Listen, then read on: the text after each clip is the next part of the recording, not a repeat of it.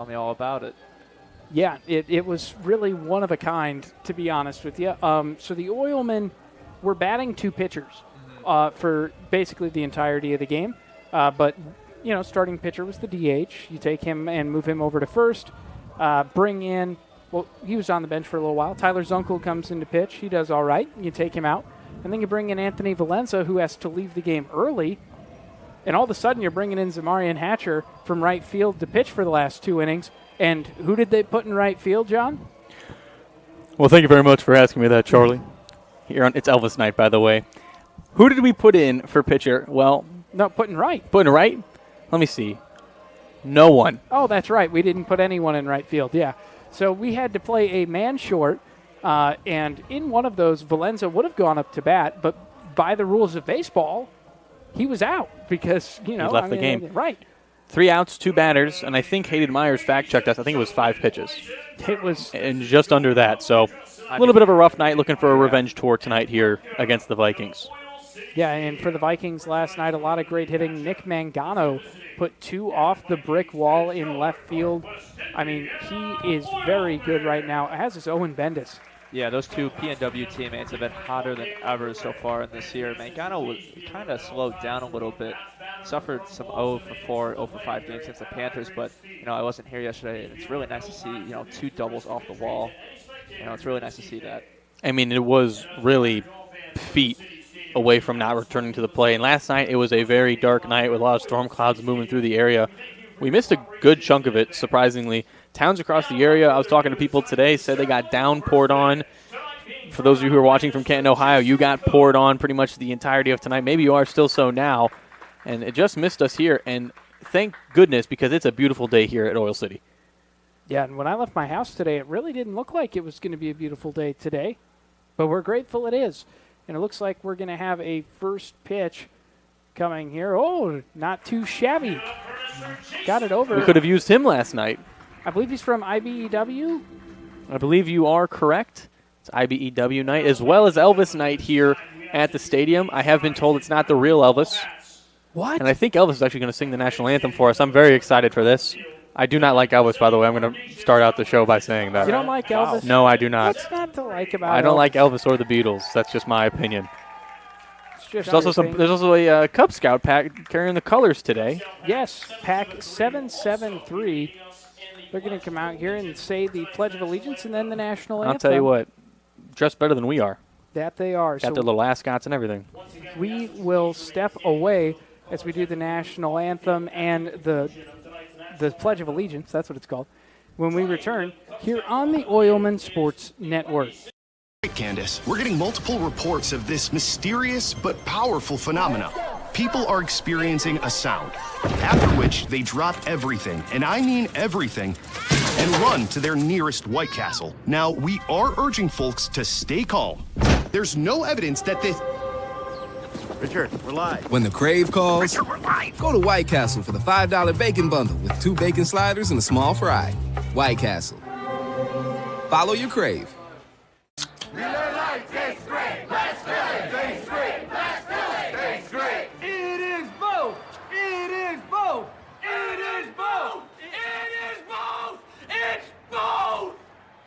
Hey, thanks for the backup.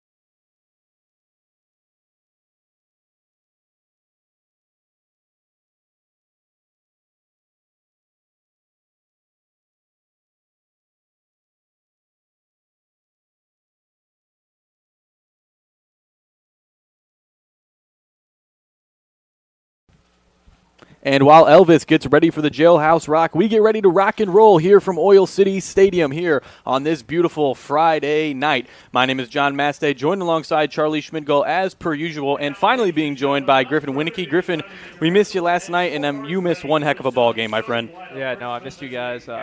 Had a long drive ahead of me last night. Glad to be here, though. Excited for a fun game today. Glad you are here because I'm pretty sure. Did you get some storms yesterday on your drive back or when you were down in Indy? I definitely got hit before I started leaving, but once I did, it was pretty clear skies once I was on the route home. Well, we're very happy to see you here safe. Charlie, last night we struggled with numbers as per usual, and tonight it's a little bit much of the same thing. What do the Oilmen have to do to make sure we don't have a repeat offense of last night? So I would say the bare minimum is to hope that you have 9 players until the conclusion of the game. That is a very attainable goal. But in reality, you have to come out here and you have to do better. They didn't score a ton of runs, but they had a lot of hits. They had double-digit hits and a lot less runs. It's something that you need to go out there and you need to execute. You need to hit at the right time and take advantage of every opportunity that will be handed to you. The Oilmen really need to start preparing and taking these last few games against the Vikings as a high-energy game. I know the Vikings are eliminated from the postseason, but the Oilmen really need to take this game as a high-intensity game to prepare themselves against the Miracle. The championship series against the Elkhart County Miracle starts Tuesday, August the 6th, and potentially runs through August the 8th. We have a game here at Oil City Stadium August 6th at 7:10. That's official start. And then Game 2 takes place in Elkhart. It's a best-of-3 series. So potentially the Oilmen end the game at Elkhart or the Miracle end the game at Elkhart. But if need be, August 8th, once again, 7:10 start. That will be the third sudden death match for the Northern League Championship, and we're getting ready for it here as the Oilmen take the field. Pretty similar lineup to what we normally seen so far this season, Griffin, in terms of what the Vikings are doing. However, Mangano at that DH spot, normally we see him take the field, but today his bat's been very hot, and he's going to lead things off here for the Vikings. Yeah, DHing today, he's got a wrap around his right forearm, maybe just feeling a little bit of soreness. He's got Jacob Gunn playing there today. Gunn has played shortstop whenever Mangano doesn't, so about the usual suspects for the Vikings today. And so, as always, our lovely, crisp voice of the Northwest Indiana Oilmen, Hayden Myers, addresses us here and says the lineup and the defensive charts for the Oilmen as they take the field, and they'll get set for final warm-ups here from Oil City. Looking at the weather report per usual from Whiting today, 78 degrees and not a cloud in the sky. I guess you can call those wispy things clouds, but nothing strong enough to block the sun, and it's going to be sunny for a while, at least until 8:05. Lights are not on yet here at Oil City. I expect those to be turned on soon. Feels like 80 degrees, 73% humidity. We've gotten a lot of rain across the area. And also a big shout out to our grounds crew today, who did an excellent job preparing the field. The batter's box is straight. Lines are painted out. Field's been wet, but it might be a little bit humid on the field today. 6-mile-per-hour winds coming directly out of the north, which is about from left field towards the first base line. And as we saw last night, Charlie, some of these Vikings players, they put a couple of dents into that brick monster out and left, so it might be a little bit difficult hitting the baseball out there again tonight. Yeah, I mean, they've got some really strong pull-hitting right-handers, but they were also facing a lefty pitcher. That's, a pretty significant thing. The lefty-righty matchup is beneficial, but today it's going to be Tommy Haggerty. He's a very solid righty, and when he is on, his stuff is flat-out unhittable. As per usual, it's always a situation of which Thomas Haggerty are we going to see tonight. This is a guy who can get you double-digit Ks in the column, or he can have double-digit base on balls, and it's really a mentality thing for Haggerty. His stuff is good. His pitch arsenal is one of the most dangerous in the Northern League, and so we will see which weapons he brings out of the closet tonight. And so we will get set here. Haggerty takes the bump. And official first pitch at 7:13 is hit out to center field. Tarnacki is going to take a step in, take a step back, and take a step towards the out column. First out of the inning. Defensive chart for the Northwest Indiana Oilmen. Thomas Haggerty and Jake Levine make up your battery. Left to right on the infield is Buck Groberski, Quinn Flanagan, Ryan Henschel, and Emmanuel the Stash Scott. And left to right in the outfield is Isaiah White, Kiefer Tarnacki, who just made the first out of the game, and Zamarion Hatcher in right field. First pitch to gun for the Vikings is called ball after the fly out from Mangano. Yeah, Mangano just trying to stay aggressive at the start of this game, swinging on the first pitch. Something the Vikings have done a much better job as season's gone by is just swinging on first pitch strikes, just trying to stay aggressive early on. And that's one of the things we've seen very early on, Charlie, from Haggerty. And now as we've gone further into the season, you've seen it more that really the only way Haggerty gets down on himself is teams attack him early. And at this point, the Vikings have kind of realized that. You see that with a Mangano first pitch swinging and a 4-pitch walk there to Gunn for our first base runner of the day. Yeah, I mean, the walks are one of the points of concern for Haggerty. I'd say probably the primary one. His numbers are fantastic otherwise. Just got to make sure, he doesn't let too many on for free. That brings up Mike Listina playing shortstop today, which, Griffin, I feel like He's actually playing third today. Sorry, John. Oh, did it get switched? Yeah, it did okay, get switched well. last minute. Sorry, I know you write in pen.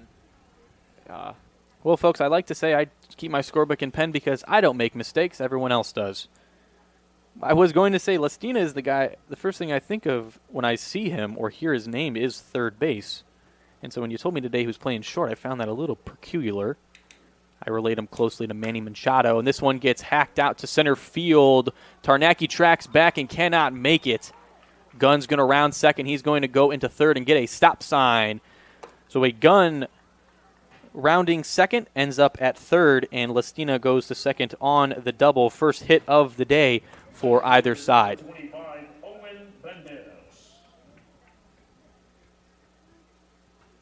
And already here, Charlie, you can kind of see Haggerty struggling just a little bit.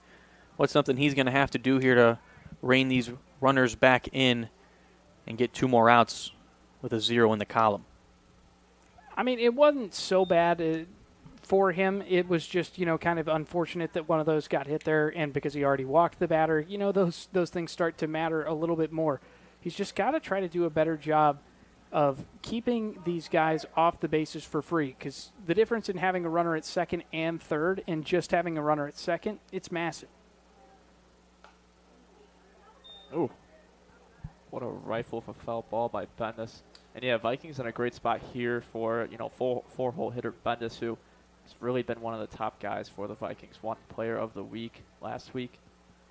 Bendis batting .318 on the season, a very impressive number across this Northern League stretch. They're going to check swing on that one, says he is safe, makes it a 2-1 count. Runners on second and third for the center fielder. Here's the pitch from Haggerty. Gets a hold of that one and sends it to the ice cream stand across the street. And yeah, for Haggerty, he leads the Oilmen in a lot of stats. Strikeouts, innings pitched, and he's got one of the best ERAs on the team. He's also bringing a 6-0 record in here today. That one's going to get called low despite the straight and narrow throw from Haggerty. That will load the bases on the full count pitch. Bendis at first, Listina at second, Gunn at third, and that brings up Elijah Rainey for the Vikings. How dangerous of a position is this for the Oilmen, Griffin? Oh, well, extremely dangerous, John. Bases loaded right here, 1 out here. Rainey's a big power hitter. Anything in the field is probably going to score 1. Anything in the air may score 1 also. It's just he's got to stay aggressive here as he misses that one. Swing and miss right there.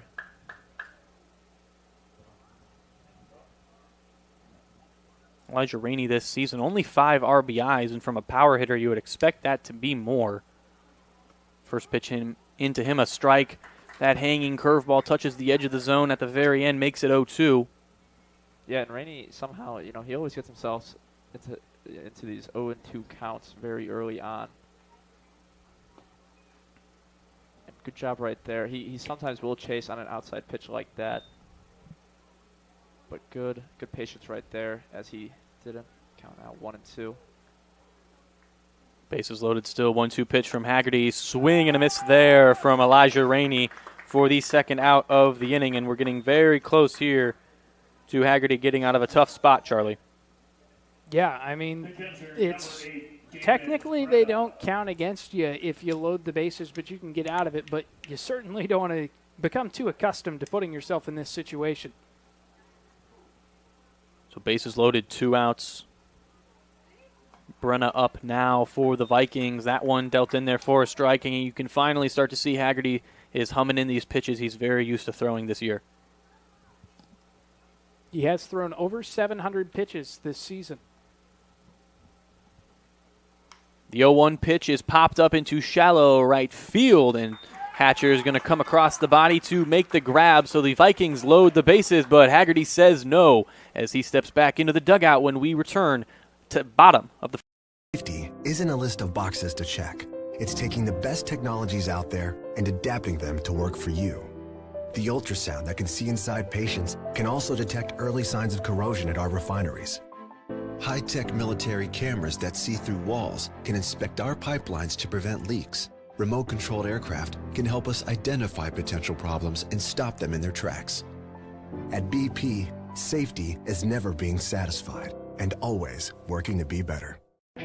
Who is the IBEW? We're the people who bring the power to your home, the ones who make sure your phone calls and internet keep speeding along. We build things like schools and hospitals. We bring the biggest shows and sporting events to the world, keep America's railroads on the right track, help cities, states, and the federal government work for you. And we proudly build products made in the USA. The International Brotherhood of Electrical Workers, the IBEW. Bottom of the first here from Oil City. The Vikings load the bases but are unfruitful in their offensive endeavors. And that will turn the scorebook over, and the Oilmen have a chance to load the bases of their own and maybe put some runs on the board. And they're going to have to go up against a Titan, literally and figuratively, in Josh Viz, Griffin. Yeah, Josh Viz only appeared in 2 games for the Vikings. Pitched 3 games against the Oilmen, 1 game, and then 2 against the Panthers. He's got a very high and fast fastball behind him. I do like his off-speed. That curve has got a lot of movement behind him. Out there in the field also for him, he's got Damon Brennan catching. Ostina, we talked about before, playing third. Gunn at short. Amonis over at second. Steinhilber at first. Then you got from left to right, that's going to be Chris Webb, Owen Bendis, and Elijah Rainey rounding out the field for Josh Viz. In terms of striking out and walks, Viz strikes out a lot. He doesn't try and walk too much. He doesn't really get himself caught up into a lot of those type of situations, but he's looking to go a little bit longer today. Vikings only have 1 guy available to pitch after Viz, and that's Andrew Early, who you guys saw pitch yesterday. And so it's going to be kind of a tough little, and kind of, I asked Jake Hunt before, what does he expect out of Josh Viz? He says, I'm not too sure. He's only pitched for us a couple times this year, and it hasn't really been in long innings either.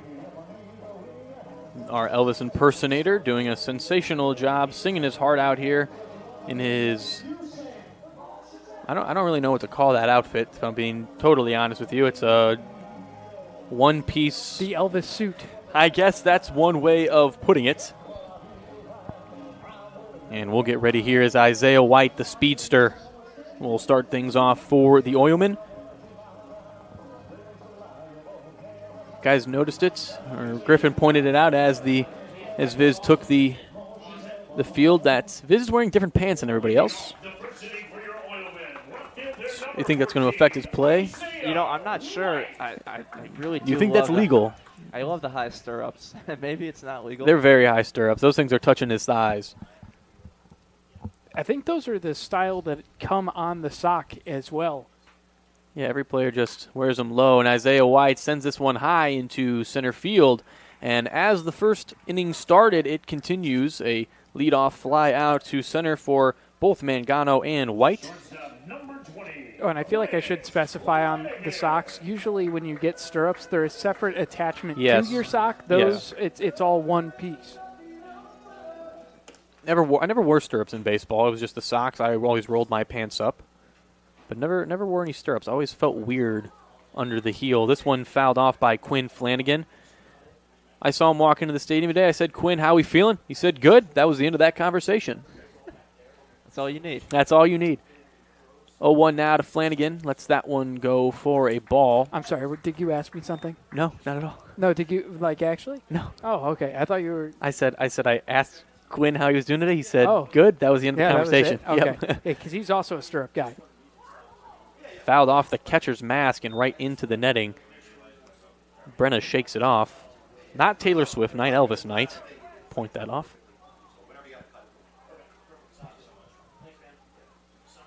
1-2 now to Flanagan. Always easy to tell who he is. He's got a crisp white helmet and always wearing those stirrups.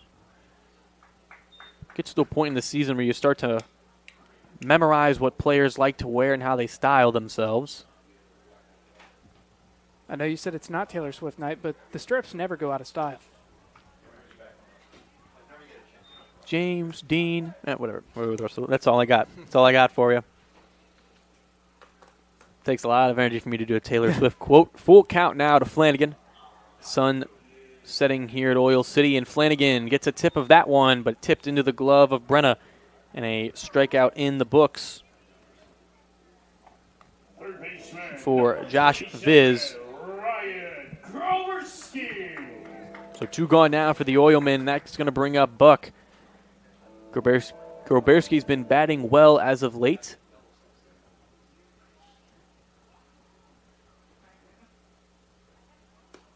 Takes that one inside for a strike, just at the edge of the zone.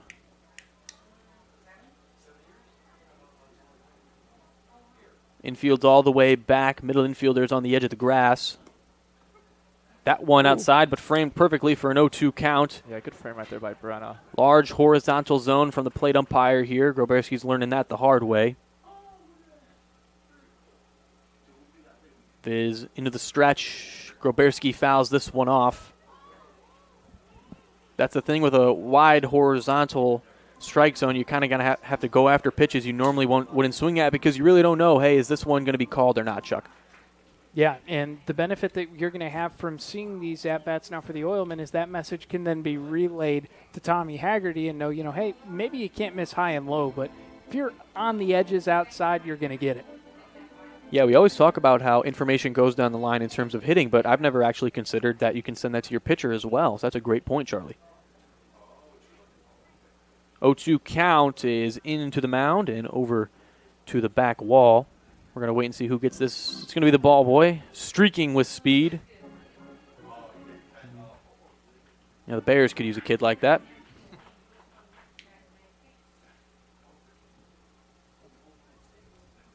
One, two now to Buck.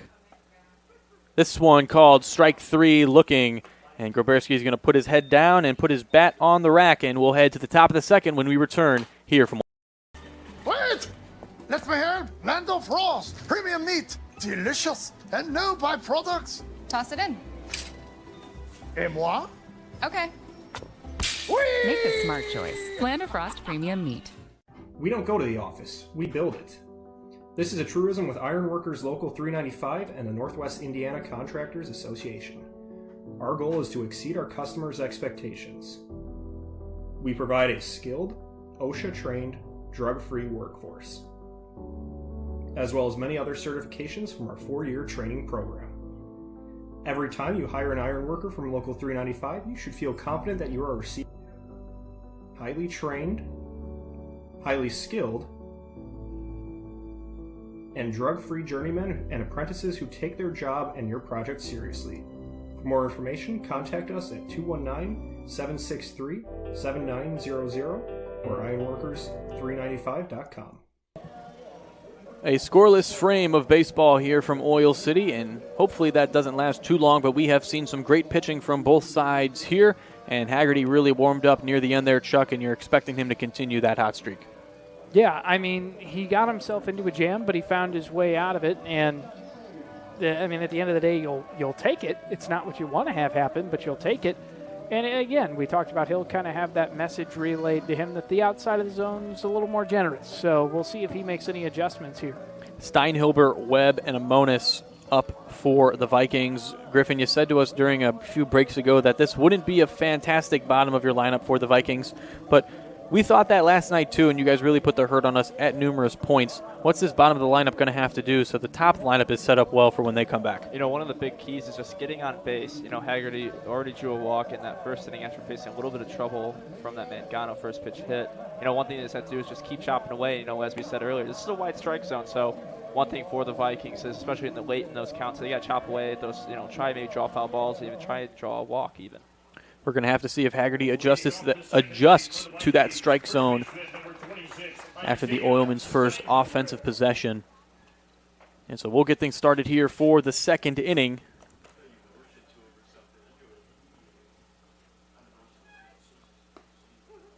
Second inning brought to you by PNC Bank, brilliantly boring for 160 years, and that's the way it should be. So first pitch from Haggerty is called a strike. Swing and a miss there from Steinhilber, 0-2.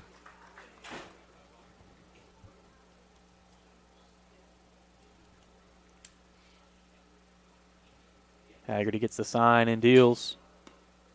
And a 3-strike pitch from Haggerty. And Steinhilber will walk back to the dugout, and you can see there that wide strike zone, he got the message in the dugout. Yeah, that's a situation where usually you see him go to that big dropping pitch that he likes to use, that variation of a curveball that he throws in, but instead you're going to see a lot more of those shorter horizontal moving pitches if he's able to get that spot. That one had some horizontal movement, but a little bit too high for the umpire's liking. It's not a tall strike zone, which I guess is okay. If you're going to extend it horizontally, you got to keep the reins vertically as well. This one fouled back for a 1-1 by Chris Webb. Yeah, again, if this strike zone was a Blues Brother, we know which one it is. Yeah, as you say that, I'll point out the Elvis impersonator was also singing Blues Brothers here. I'm for it. Great stuff. That one outside makes it 2-1. As always, where we play a little game, how long can I possibly go without mentioning Chris Webb and making a joke about a timeout? I'm going to try to not do it today, Griffin, I promise. I don't believe you. And we'll see what happens as this one gets belted out to center field, and that one gets dropped by Kiefer Tarnacki. Gets up quickly and throws it into Flanagan. That was very close to being clipped and shipped to Sports Center, and that's going to go down as a hit for Chris Webb. Just a fantastic effort out there by Tarnacki. Webb, who has found a lot of luck in gaining a lot of extra base hits. He had a triple earlier this week. We'll give him a double right there. And, yeah, again, another great hustle play out there. It definitely hit his glove. So for those of you asking, why is that not an error? Because it shouldn't even touched his glove to begin with. Right. The one note I would make, though, he was playing pretty shallow when that came in, so he may need to just take a couple steps back to get himself ready. That's a pretty deep outfield here at Oil City. 403 to dead center, 300 on the left field line, but you got that brick monster to deal with. The Vikings know plenty about that. And 330 down right, which leads to be a massive gap in right center field. We normally see that a lot here. 1-0 pitch to Amonis. This one gets fouled off and sent into the railway.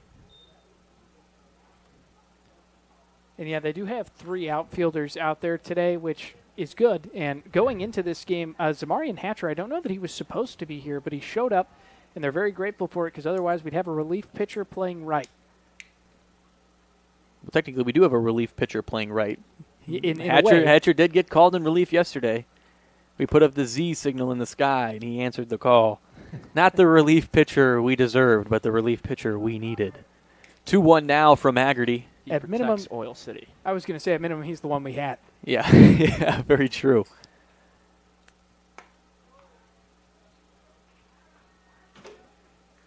Brenna has to kick the lean back there. Excuse me, Amonis. A 3-1 count from Haggerty. It's integral. He doesn't lose this one. Haggerty looks back. And that one called for a strike. It looked inside, but once again, wide strike zone here on the horizontal level. You're not going to get too much at the shoulders or the knees. Makes it a full count here with 1 out. Webb at second. A tied game at 0 here in the top of the second. Haggerty deals. This one gets put into play. Flanagan on the knees, throws over high arc and got him. Good play. Somewhere over the rainbow, that ball gets found, and while Webb does move into third, the high arcing throw from Flanagan gets the second out of the inning. Kicked up about a mound of dirt worthy of the Indiana Dunes over there at short, but got the out nonetheless for the 6-3 putout, and that will return the order to Mangano, and this is the last person you want up to bat with a runner on third, Griffin. Yeah, no, absolute power. Mangano, he's been here. He's only missed a few games for the Vikings in this season. You know, he's been the guy day in, day out for them. And in a clutch spot like this, this is where you need him. So the first pitch from Haggerty is thrown outside. Mangano already made contact against Haggerty, flew out his last time up to center field. That one called a strike. You know, we talked about the stirrups earlier with Josh Fizz, but what about Nick Mangano? Is he not wearing socks at all? I don't know. Maybe ankle socks, hopefully. This one gets sent out to shallow center field over the head of Flanagan, and that will score a run. So Webb takes a walk into home, and Mangano is on first with an RBI single. Well, right there, runner on third base, 2 outs. Vikings need to run. Nick Mangano answered the call right there. Wouldn't be surprised to see him move right here. I think Nick Mangano leads the Vikings in stolen bases on the year. Yes, he does. He has 15 stolen bases. Is that for the Northern League or just the Vikings? Just for the Vikings. It's got to be up there for the Northern League as well, I would. If I was a gambling man.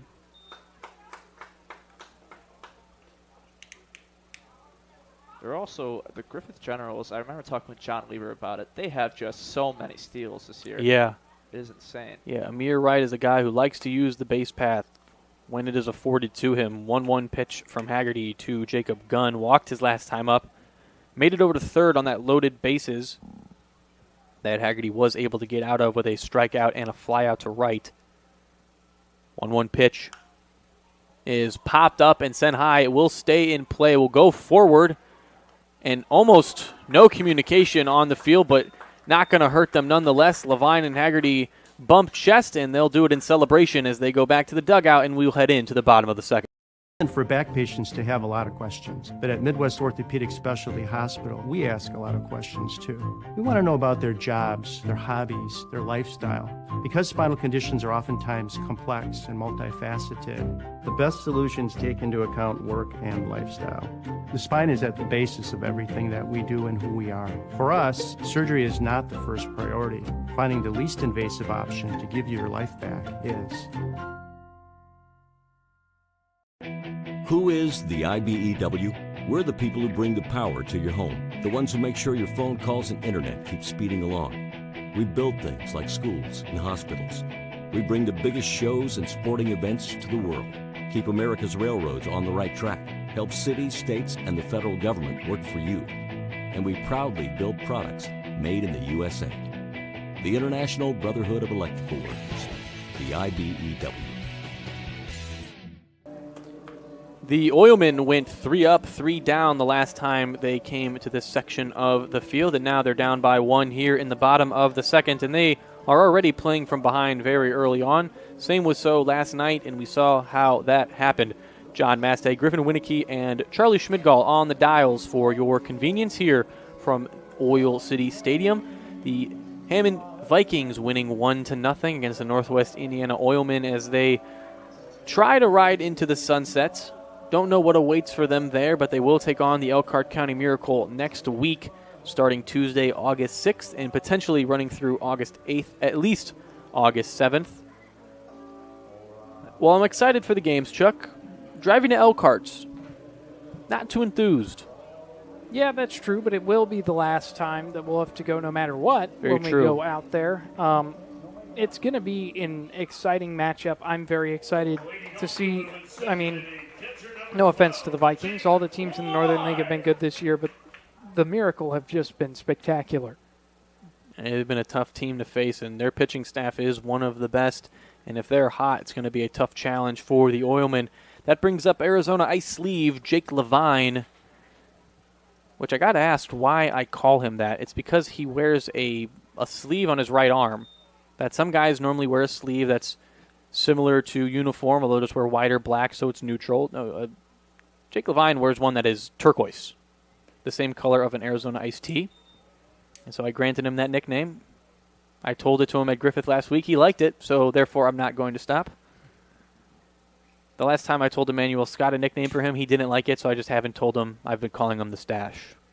Don't ask for permission, ask for forgiveness, folks, as Levine pops this one up into left field. It's going to go into foul territory. It will stay fair, but caught nonetheless by Lustina, and that will be the first out of the bottom of the second.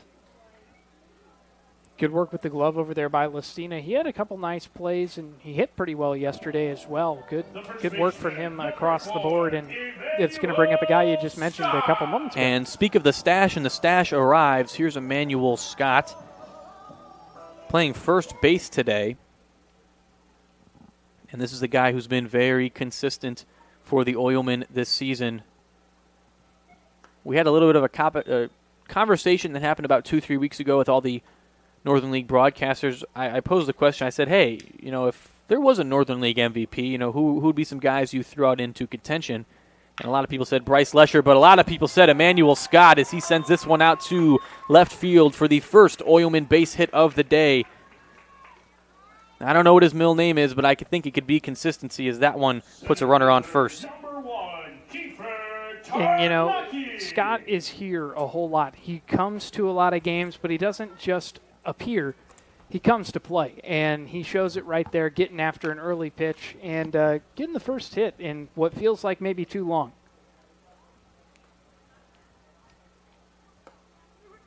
And that one into Kiefer Tarnaki playing center field today. Almost saw a highlight play from him, but couldn't get the right angle on the glove. First pitch to him is dealt in as a strike. Runner on first now, down by 1. The Oilmen need to convert runners into runs. That one's called strike as well. A little bit low and a little bit away. Yeah, I think, Viz here, he's kind of, realizing the strike zone. He's just trying to kind of hit, the corners that this umpire here is going to call strike.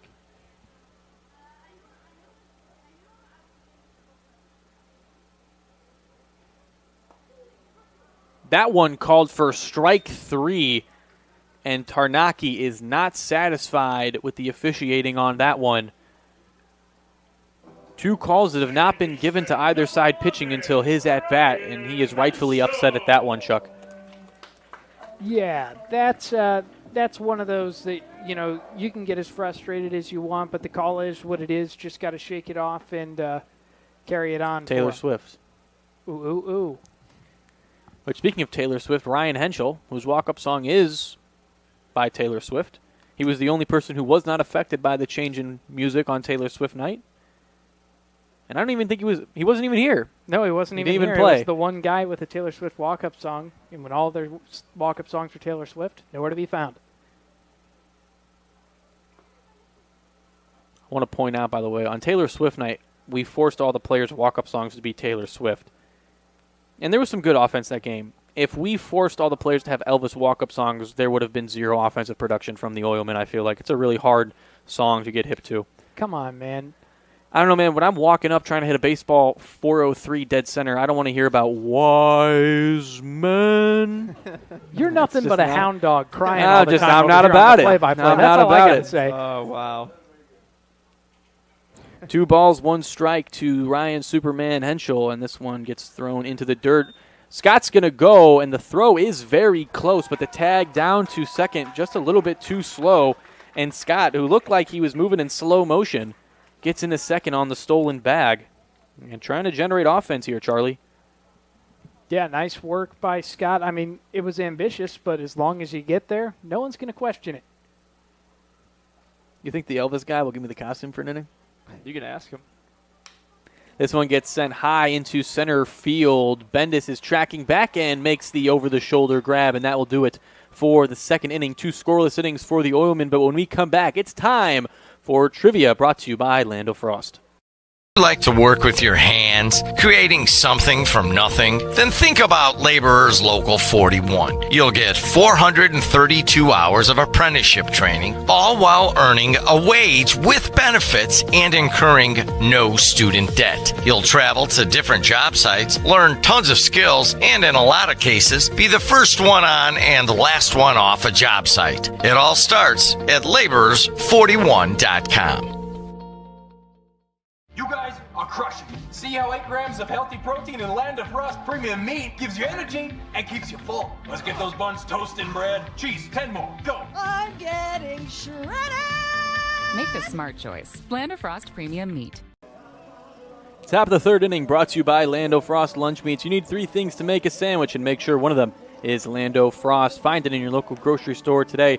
And third inning also means it's time for third inning trivia, Griffin's favorite segment, everyone's favorite segment, the best segment. We actually did a poll. It is the greatest moment in history of all time every time we do third inning trivia. Do not fact check that. I did my own research and development. Currently, our queen of the third is Katrina Meckes from Breakthrough T1D, as they were here yesterday for a type 1 diabetes promotion, I'd say. They partnered up with Lando Frost, so the only person to ever win Queen or King of the Third while being here in the Brick House, I should say. We should have given her a placard for that. So Mike Grobe's got a lot of work to do to get that one back. Today's third inning question, as always, question at the top of the third, answer at the bottom. Join us on our Facebook Live to give the correct answer. Famously, and everyone knows this, Michael Phelps has the most medals of all time and the most golds of all time. If you think of the Olympics, you probably are thinking of Michael Phelps. Question today, who is the second most medal-winning Olympian of all Americans? Oh, wow. You really had to hit us with that one? Because Phelps passed him and then just kept going, I'm pretty sure. So is it American men or American in general? American, period. Ooh. I mean, is Katie Ledecky up there? She could be, and you have to remember, it's also important to know how many different medals you can win in a sport, right? You've got so Michael Phelps has a lot of bronze and silvers as well. He has the most golds, but it's the bronze and silvers that really advance that statistic for him. It's medals in general for you. It's going to be very difficult to catch Michael Phelps on medals. But yes, who has the most medals total? Second most of all Americans. It's kind of good to think about, those sports that have so many events like gymnastics, swimming is a prime one. And outside of those two, I really can't think of like another sport. Track and field has some, but you don't compete in more than 2 or 3 would be what I would assume. I mean, the most you could compete at in high school is like 4. And I don't think there's any Olympian that's good enough at 4 things. I mean, there is like the decathlon where you do 10 events, but did you guys hear about what was going on with the river over there in Paris? Yes, we have heard. The Seine. It's not good. Flanagan across the body and across the diamond for the first out of the inning. And Lestina will go back to the dugout. First out there brings up Owen Bendis after the 6-3 putout. Flanagan's been putting on a display, a showcase, a choir of impressive plays over there in the middle infield.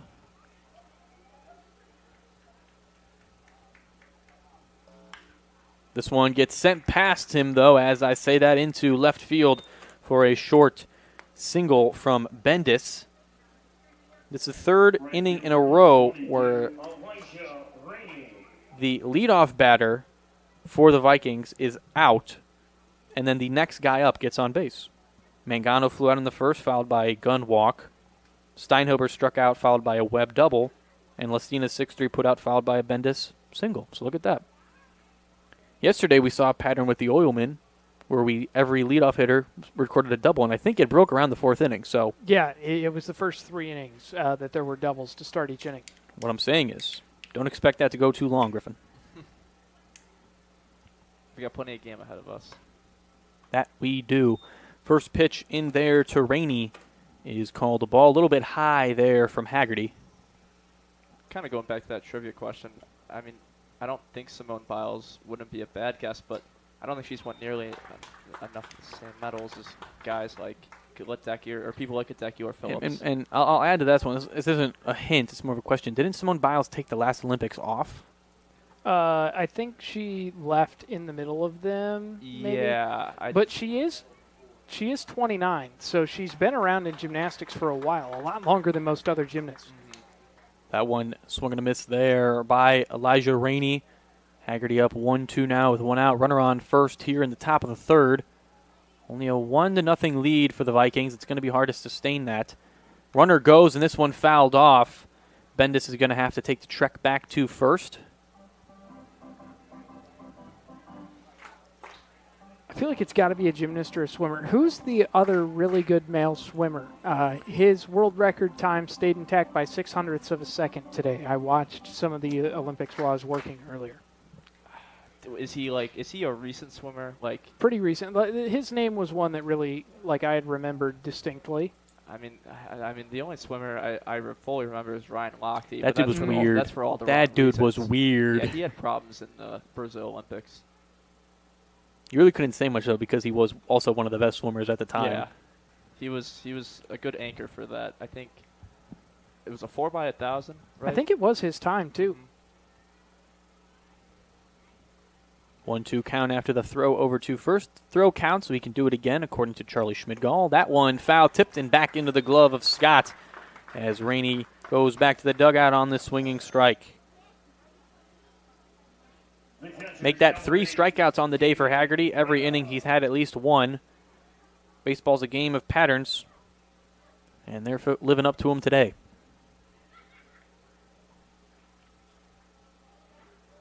Haggerty deals. This one just under the elbow, but called a strike by the home plate official. Sun's pretty much gone here. Still sun in the sky, but no sun on the field, so the players must be thankful for that. The lights are on. The umpires kind of paused the game for a second and wanted to make sure they got on. Normally they're on before the game, but not today. Easy to lose track. A lot of things going on today. We had a lot of events. IBEW night as well as Elvis night and the Cub Scouts in attendance. Were either of you Boy Scouts, Cub Scouts at all? I was not growing up. Charlie, were you? I was. You but were? I think I was done after Bear. Okay. Good show on Netflix, by the way. Swing and a miss there. Hulu. Oh, yeah. Did I say Netflix? Yeah. I think I meant FX. I apologize. FX and Hulu is where it's at. And FX and Netflix do sound eerily similar. Yes, that's fair. Oh, my God. Someone made food in my restaurant. Now I have to make it. Someone's ordered from my Oh, restaurant. God. 1-2 now. 2 outs. Runner on first for the Vikings. Here's the pitch to Brenna. And swing and a miss from Haggerty. 4 strikeouts on the day from him. 2 back-to-back Ks in the book. Your third inning trivia question before we go to break. Michael Phelps famously has the most medals of all time, but who is second most among Americans? Find out when we return. There's a shortage of roofers across the country. Here at Roofers Local 26, our signatory contractors are in need of a well-trained workforce, and it's our job to provide that workforce. We are looking for people that are self-motivated, people that are reliable, people that are willing to give a hard day's work. In return, they get a good paycheck with good benefits. This is not a job, this is a career. If you're willing to put the time and dedication in, we're willing to provide you the tools and training necessary for you to succeed in the roofing industry. We've been doing this for almost 100 years. We know how to get the job done. Bottom of the third here on the Northwest Indiana Oilmen Sports Network. Charlie, John, and Griffin on the mic for your convenience. Also being joined by Hunter Lorenzik and our beautiful voice of Hayden Myers here at Oil City. Third inning trivia question. Michael Phelps famously has the most medals of all time and most golds, but who is second in Americans for most medals? Had some good discussion between the two lads on the phones today. Gentlemen, any guesses? Hunter's not here to guess, so it's just up to the three of you to get a point for the Brick House. I'm gonna stick with the same sport. Just go with Katie Ledecky. Ledecky, Charlie, over to you. I'm going to go Simone Biles. I don't know if it's right, but I'm going to go with Simone. I think it's a good guess. Biles, Hayden Myers. You know who? Gabby Douglas. Well, one of you is right. Who wants to guess which one it is? I'm going to raise my hand and say it's me. It is Griffin. Katie Yay. Ledecky is the second most decorated Olympian amongst Americans. She has 13 medals. And that's a lot, folks. That is definitely a lot. Still a very young lady. Still has some time left to go. And the way she has been, I mean, this Olympics, she started off a little bit rough, but in her events as of late, she's been blowing people out of the water. Pun intended on that one. No one got the right answer in Facebook today, which means Katrina from Breakthrough T1D is still our queen of the third.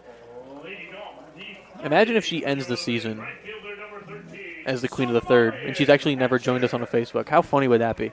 That might be one of the moments of all time. Yeah, that would be entertaining. So, bottom of the third is going to be led off by Hatcher and Deerdorf. We are still not through the lineup yet for the Oilmen. By the way, just so you know, Katie Ledecky is tied for 5th all-time in total medals at 13. Michael Phelps with 28. The second most medal count is Larissa Latania at 18. She was in gymnastics for a country that no longer exists, I want to point out. Oh, nice. And what country was that? The Soviet Union. I had figured. Anytime you say that about the Olympics, the odds that it's the Soviet Union Pretty high. is pretty high. 1-1. This one gets punked into second base. The glove of Amonis picks it up and tosses it over to first for the first out of the bottom of the third. Hatcher will return to the bench. I didn't realize they added BMX racing to this. They're adding everything. Yeah, I was watching it the other night, and I was a little confused. See, so here's my question. Maybe some of you can answer this. So they recently added breakdancing this year in the Olympics. I have not watched any of it because I don't really consider that a sport. Is there different events for breakdancing? Is it like, all right, 101 hip-hop freestyle and then 101 hip-hop backstroke? You know, what's the categories of breakdancing? Yeah, I have no idea. You would think maybe they have a few like subset categories. Is there a like classical jazz section of breakdancing? I want to know. Is there a Bach section, a Beethoven? Breakdancing. Wow. I mean, I don't know if that'd be really interesting if we got that deep. 1-1 count now. This one gets put high in foul by Cole Deerdorf. And Deerdorf had told us, so he hit earlier this year when he played left field. I don't remember where it was at that he did that, but he told us that was the first time he had hit since high school. So we'll call this the second time he's hit since high school after just finishing his junior year of college.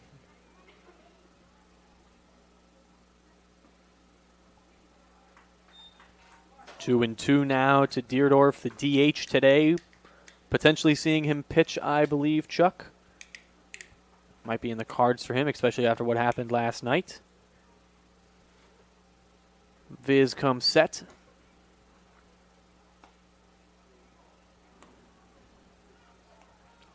That one called the ball 3-2.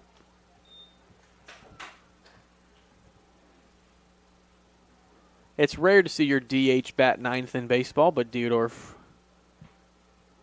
doing so today, and he takes strike 3 there, looking another strikeout for Josh Viz, his 4th on the night, and the word pitcher's duel is really starting to get thrown around the ballpark today. My dad said he was going to guess the Jamaican bobsled team. Great guess, Dad. I don't know how close they are.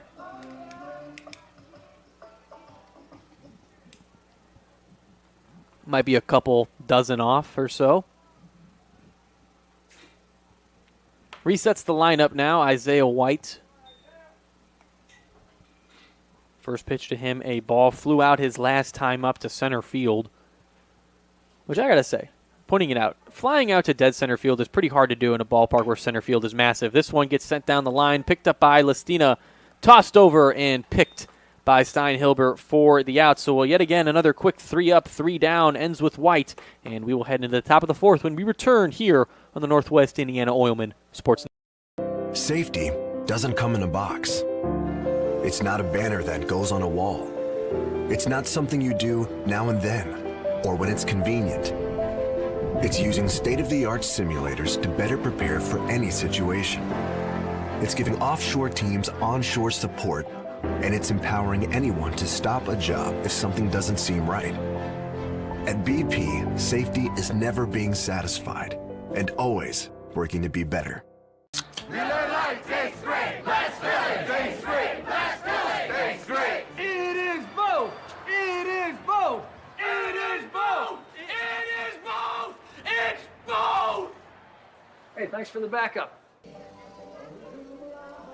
Back here on the Oilmen Sports Network for the top of the 4th inning. Steinhilber, Webb, and Amonis due up for the Vikings. And right now, Griffin, they've faced a tough pitcher in Thomas Haggerty, but that one run they have gotten has done the job for them, as Josh Viz is doing a great job on the mound today to keep him at bay. Yeah, for the Vikings offensively, it's just trying to get on base and draw on those walks. You've got the 7, 8, and 9 hole hitters up. They gave you guys a little bit of trouble last game, but, this game, we haven't seen much.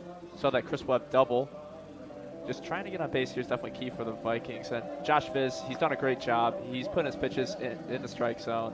He's put a lot of movement and a lot of, I don't know how to put it, but a lot of dirty, dirty stuff behind that curveball of Josh Viz. I want to point out, by the way, I said this at the beginning of the broadcast. Number one, beautiful crowd here in attendance today. 2 back-to-back nice crowds. That's what they tell me. Great crowd.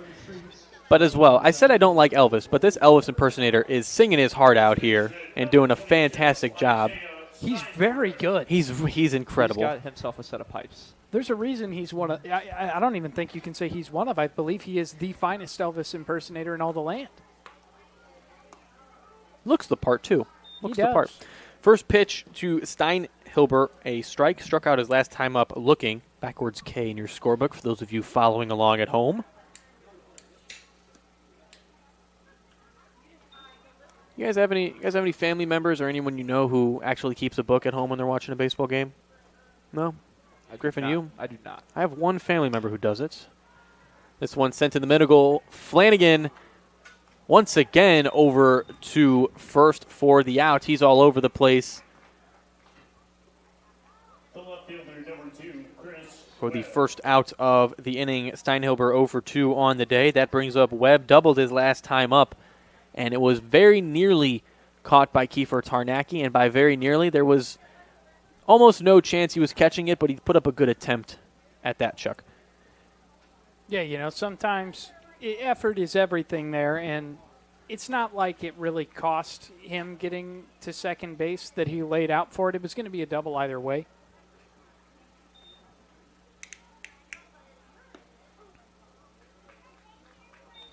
That one dealt in for another strike. 0-2 now to Webb. Webb also acts as the only run scored today for either side. And he throws this one back into the confines. No balls, 2 strikes now on Webb. Playing left field today, haven't seen too much action from him defensively speaking. This one gets put foul again, but to be fair, not a lot of action from the Oilmen offensively. Only 1 hit compared to the Vikings' 4.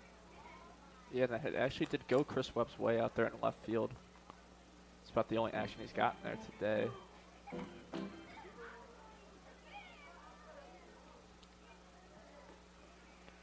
Haggerty looks down the barrel of 0-2 once again and does not blink. Strikeout swinging there from Chris Webb, and he'll return to the dugout. Another strikeout for Thomas Haggerty. His 5th of the night. Has not gone an inning without one, but before I say that, neither has Josh Viz.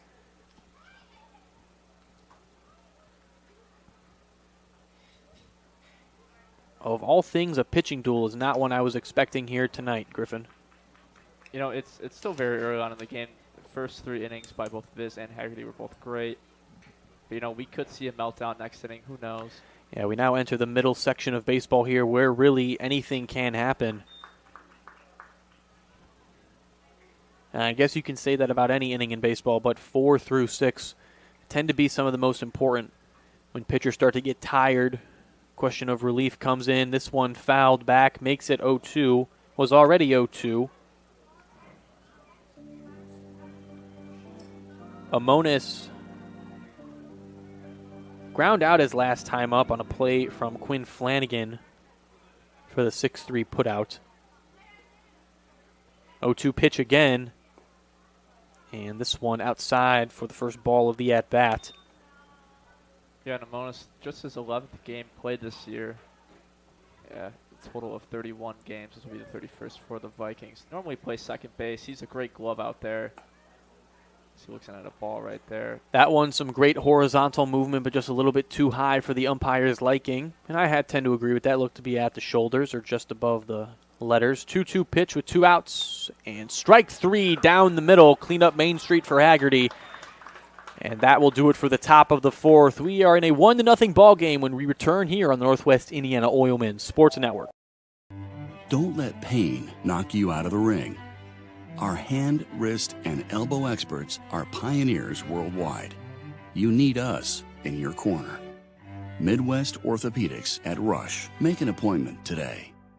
After our minimally invasive spine surgery, 80% of golfers maintained or improved their handicap. Be treated by the pros to play more like a pro. Midwest Orthopedics at Rush. Make an appointment today. That's right, Candace. We're getting multiple reports of this mysterious but powerful phenomena.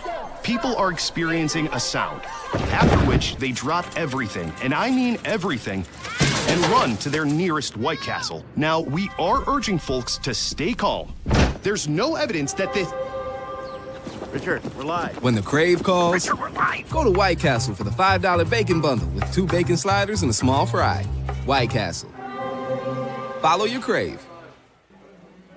Back here on the Northwest Indiana Oilmen Sports Network, John Mastay, Griffin Winicky, and Charlie Schmidgall. Hope you're having a good night wherever you're joining us from. It's Friday. Friday, as they say. Friday beers, and make sure it's Miller Lite. Not the 5th inning yet, but always got to plug that. Great taste, less filling. Let me look at the old watch. It's 8:05. We're even past 5 o'clock on the West Coast. I'd say it's all right to crack one open if you I'd feel like to say it's okay to crack one open anywhere. That's not true. Don't listen to me when I say that. Probably not when you are, A, driving with children. Operating any kind of heavy machinery. Drink of water. Drink of water. Yeah, That's crack open a great cold advice. water. I'm not a fan of aluminum can water, if I'm being completely honest with you. Like Liquid Death, yeah. not a fan of it. It's a little too metallic-y taste for me, if that sounds appropriate. Yeah. I never understood why they made water in a can. Oh, it's for environmental purposes. That's the reason. Yeah. That's the reason. It's aluminum is 100% recyclable, and plastic just isn't. So that's really why. Brings up Quinn Flanagan after my environmental safety rant. They call me Aquaman for a reason here in the press box. Still a 1-0 ball game here. Josh Viz still on the mound, has pitched just as good, if not a better game than Haggerty here. It's close on who would be the better pitcher today, Charlie. Yeah, I mean, both of them have been going out there and getting the job done. Only giving up 1 run to this point, which, I mean, again, when we were yesterday, we didn't even get through the first inning without a run. There was a lot of scoring. Haggerty currently with 6 strikeouts. Viz with 4. 1-1 pitch to Flanagan is inside and wrapped around, but the umpire's going to keep it a ball. 2-1 now from Josh Viz. High again. The center field sky getting that nice blue and pink opal color. Always beautiful to look at into the BP refinery. Mix of nature and man. That's always good to have. That one outside and low, and Flanagan will be only the second base runner of the day for the Oilmen. And in a game where you're slowly approaching the halfway point, Charlie, I feel like you need to start playing these base runners with a little bit more intensity. Yeah, I'd say it's very much personnel-based, though. I mean, Flanagan's got a decent jump.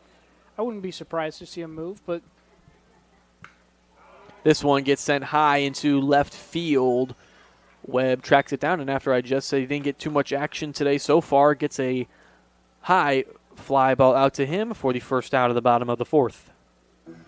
The catcher, number 12, Jake Levine. Yeah, and I mean, for Groberski, it's always hard swinging at a first pitch because if you get out, you feel like you didn't get to do a lot at the plate, but if you get a hit, too, sometimes you catch those fielders off guard. Just didn't work in his favor there. I'm a big fan of first pitch swinging. I sometimes like to think that's often one of the best pitches you'll see in the at-bat.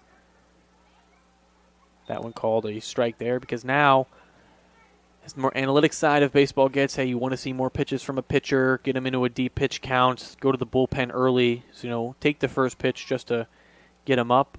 But often, pitchers are throwing their best pitch, which is normally just a fastball with their 2-seam or 4-seam.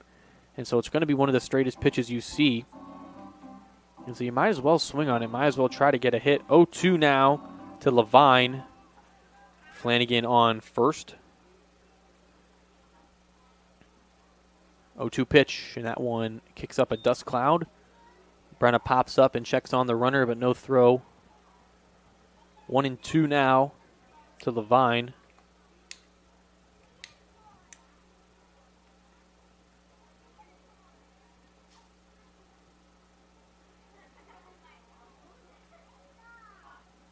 Levine with a pretty straight-up stance, early 2000s style. This one on an attempted pickoff attempt. Per Charlie Schmidgall, you're allowed to throw over as many times as you want, but if you don't throw, how many of those do you get, Chuck? I believe 2. 2. This has once again been your Charlie Schmidgall engagement and disengagement lesson of the day. That one outside, called a ball, makes it 2-2 to Levine.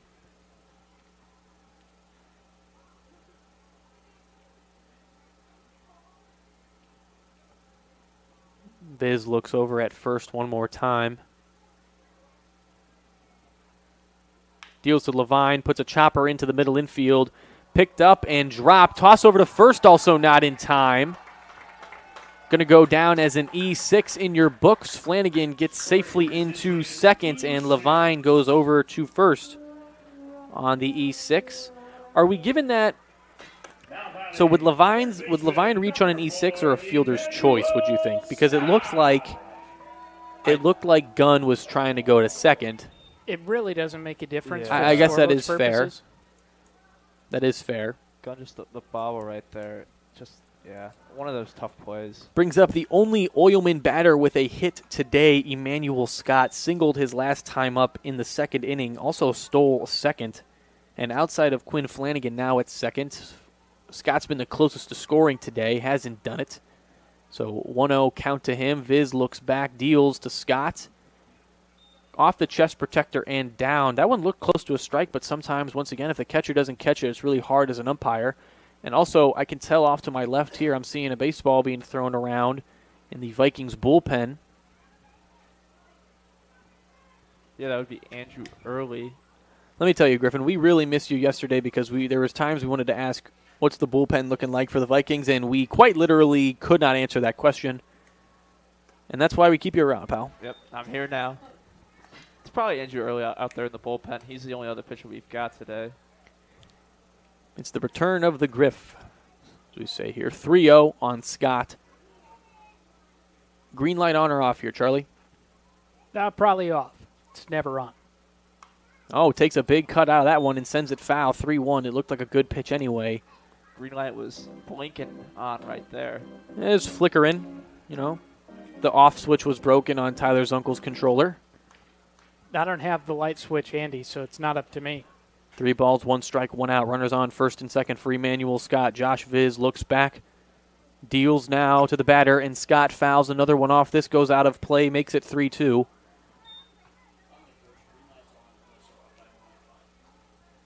Interesting strategy by Hayden Myers. Said green light is on unless we're up by 5.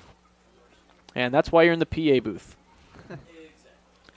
Hey, your mean Mercedes would have had the green light under those rules.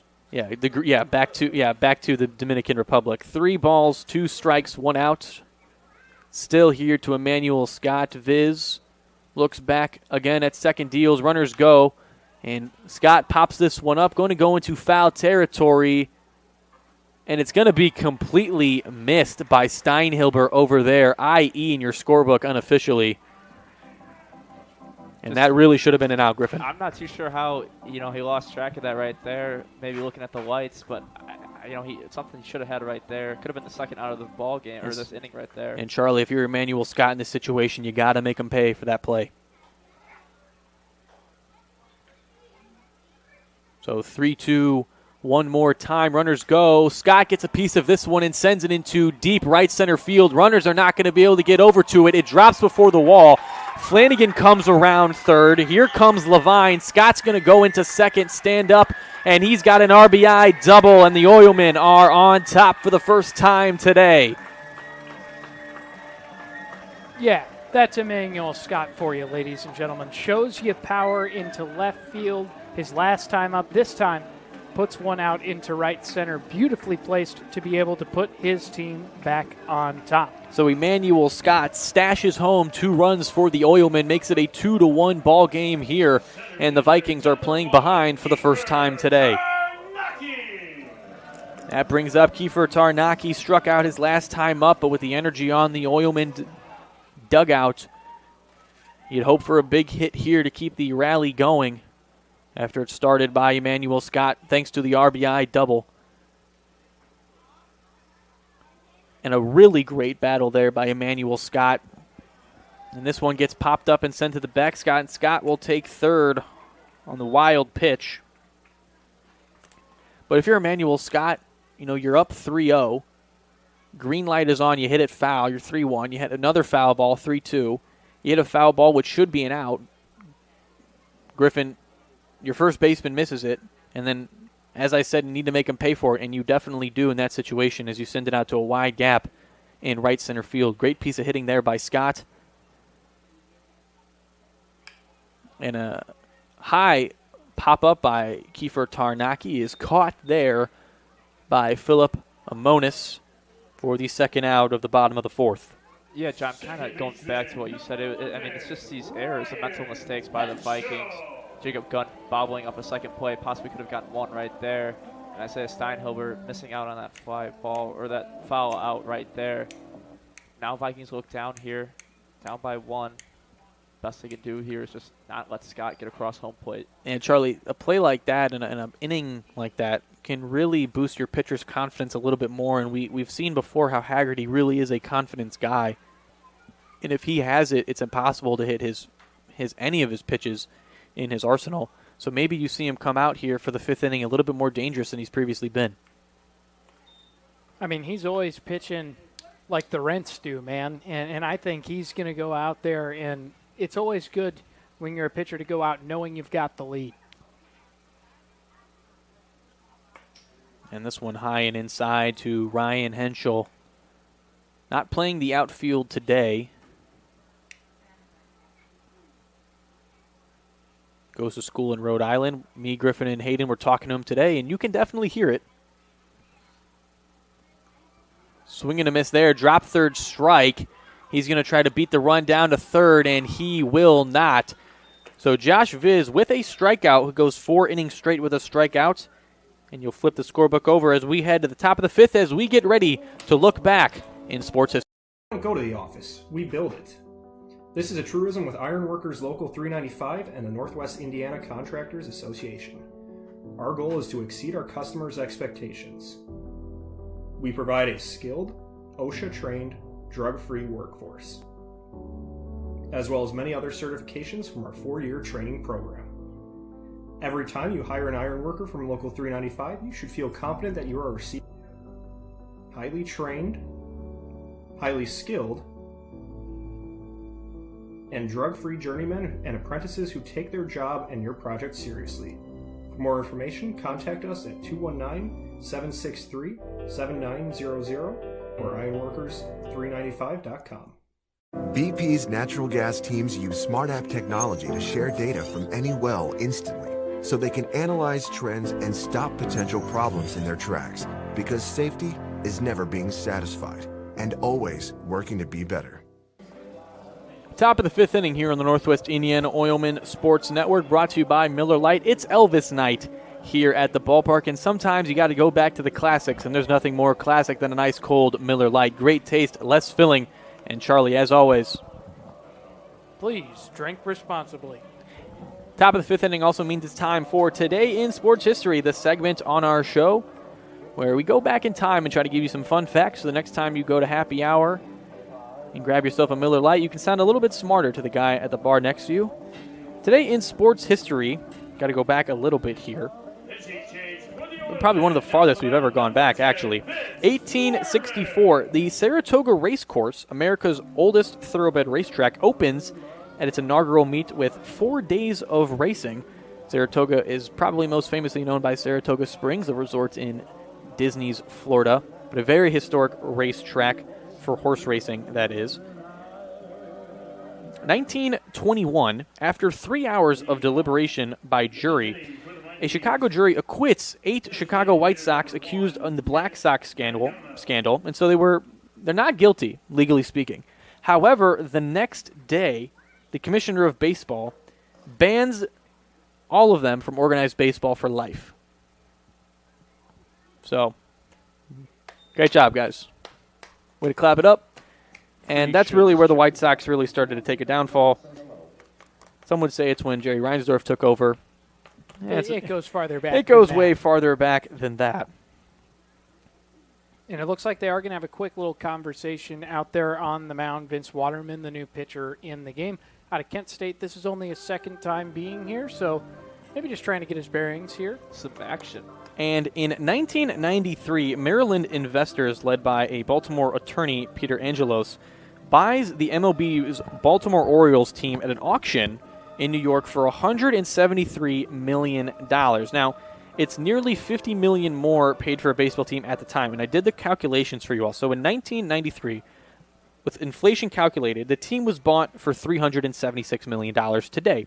Does anybody know what the Baltimore Orioles are worth today? They actually were just sold fairly recently, so They're worth $1.7 billion. Yeah, that'll do it. That will do it, and that will do it for today in sports history, as this one is fouled off, makes it a 1-1 count on Mangano. And for a new pitcher coming into this game, this is a really tough batter to face, Griffin. Yeah, Nick Mangano being the first batter you face. For most pitchers who do start this game, Mangano, especially coming off a hit his last at-bat, is looking to continue that streak. So after enough runs are picked up would Haggerty get the win through 4 innings? No. No, he would not. Must pitch 5. Regardless, he had 5 strikeouts on the day, so a good outing for Haggerty. I'm wondering if pitch count was a concern with the playoffs coming up. This one fouled off again by Mangano. Yeah, and he did reiterate to me he'll be making the trek to Elkhart. And we're going to need him.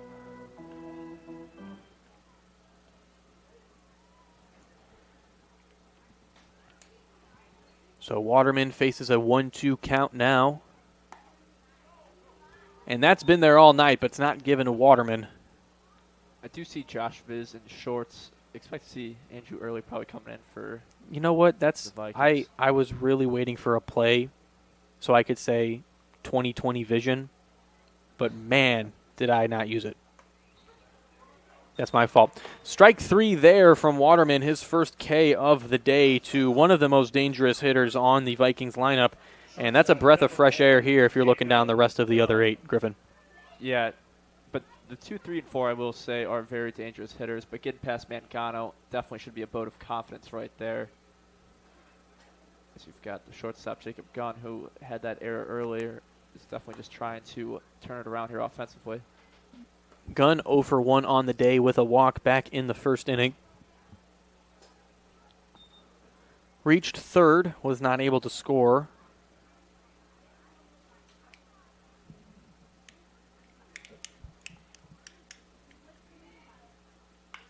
This one gets sent foul.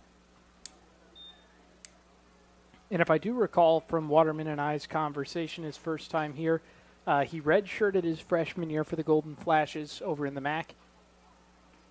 And he is the only MAC-tion player in this lineup, but also Jalen House will be playing in the MAC next year for Northern Illinois. 1-1 pitch is called a strike. Might have been a little bit of a gimme pitch from the previous strike there, but 1-2 nonetheless.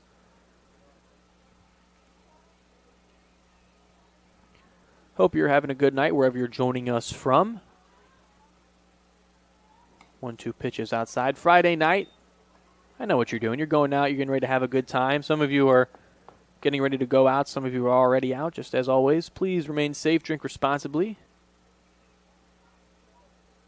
Somebody in the world loves you, and that somebody is me. And this one gets swung on and missed there. 2 back-to-back strikeouts from Waterman. And facing the eye-to-eye with the toughest part of the lineup, Waterman's not blinking so far, Griffin. 2 straight Ks right there for Waterman. I mean, you got to think he's definitely in a groove at the moment. Michael Stina, probably the toughest out of the 3 he's going to face right now. Highest in the average for the Vikings, hitting .418 on the year with an on-base percentage of .543. Now faces Lastina. And Waterman, you can tell from his motion here, has a very high sweeping leg kick.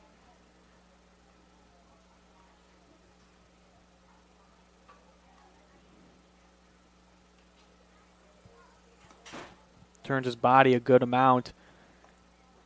Does a pretty good job of hiding that baseball until absolutely necessary. Makes it 2-0 here to Lastina. Doubled in the first, ground out his last time up. 2-0 pitch outside for a 3-0. You're potentially looking at a green light on here for Lestina. You're now down by 1. Griffin gives me the green thumbs up, and it's a good. That's why you're up here, Griffin. I'll say that. 4-pitch walk there to Lestina. So he'll take first base. His second time reaching today. Brings up Owen Bendis now. Has reached both times up.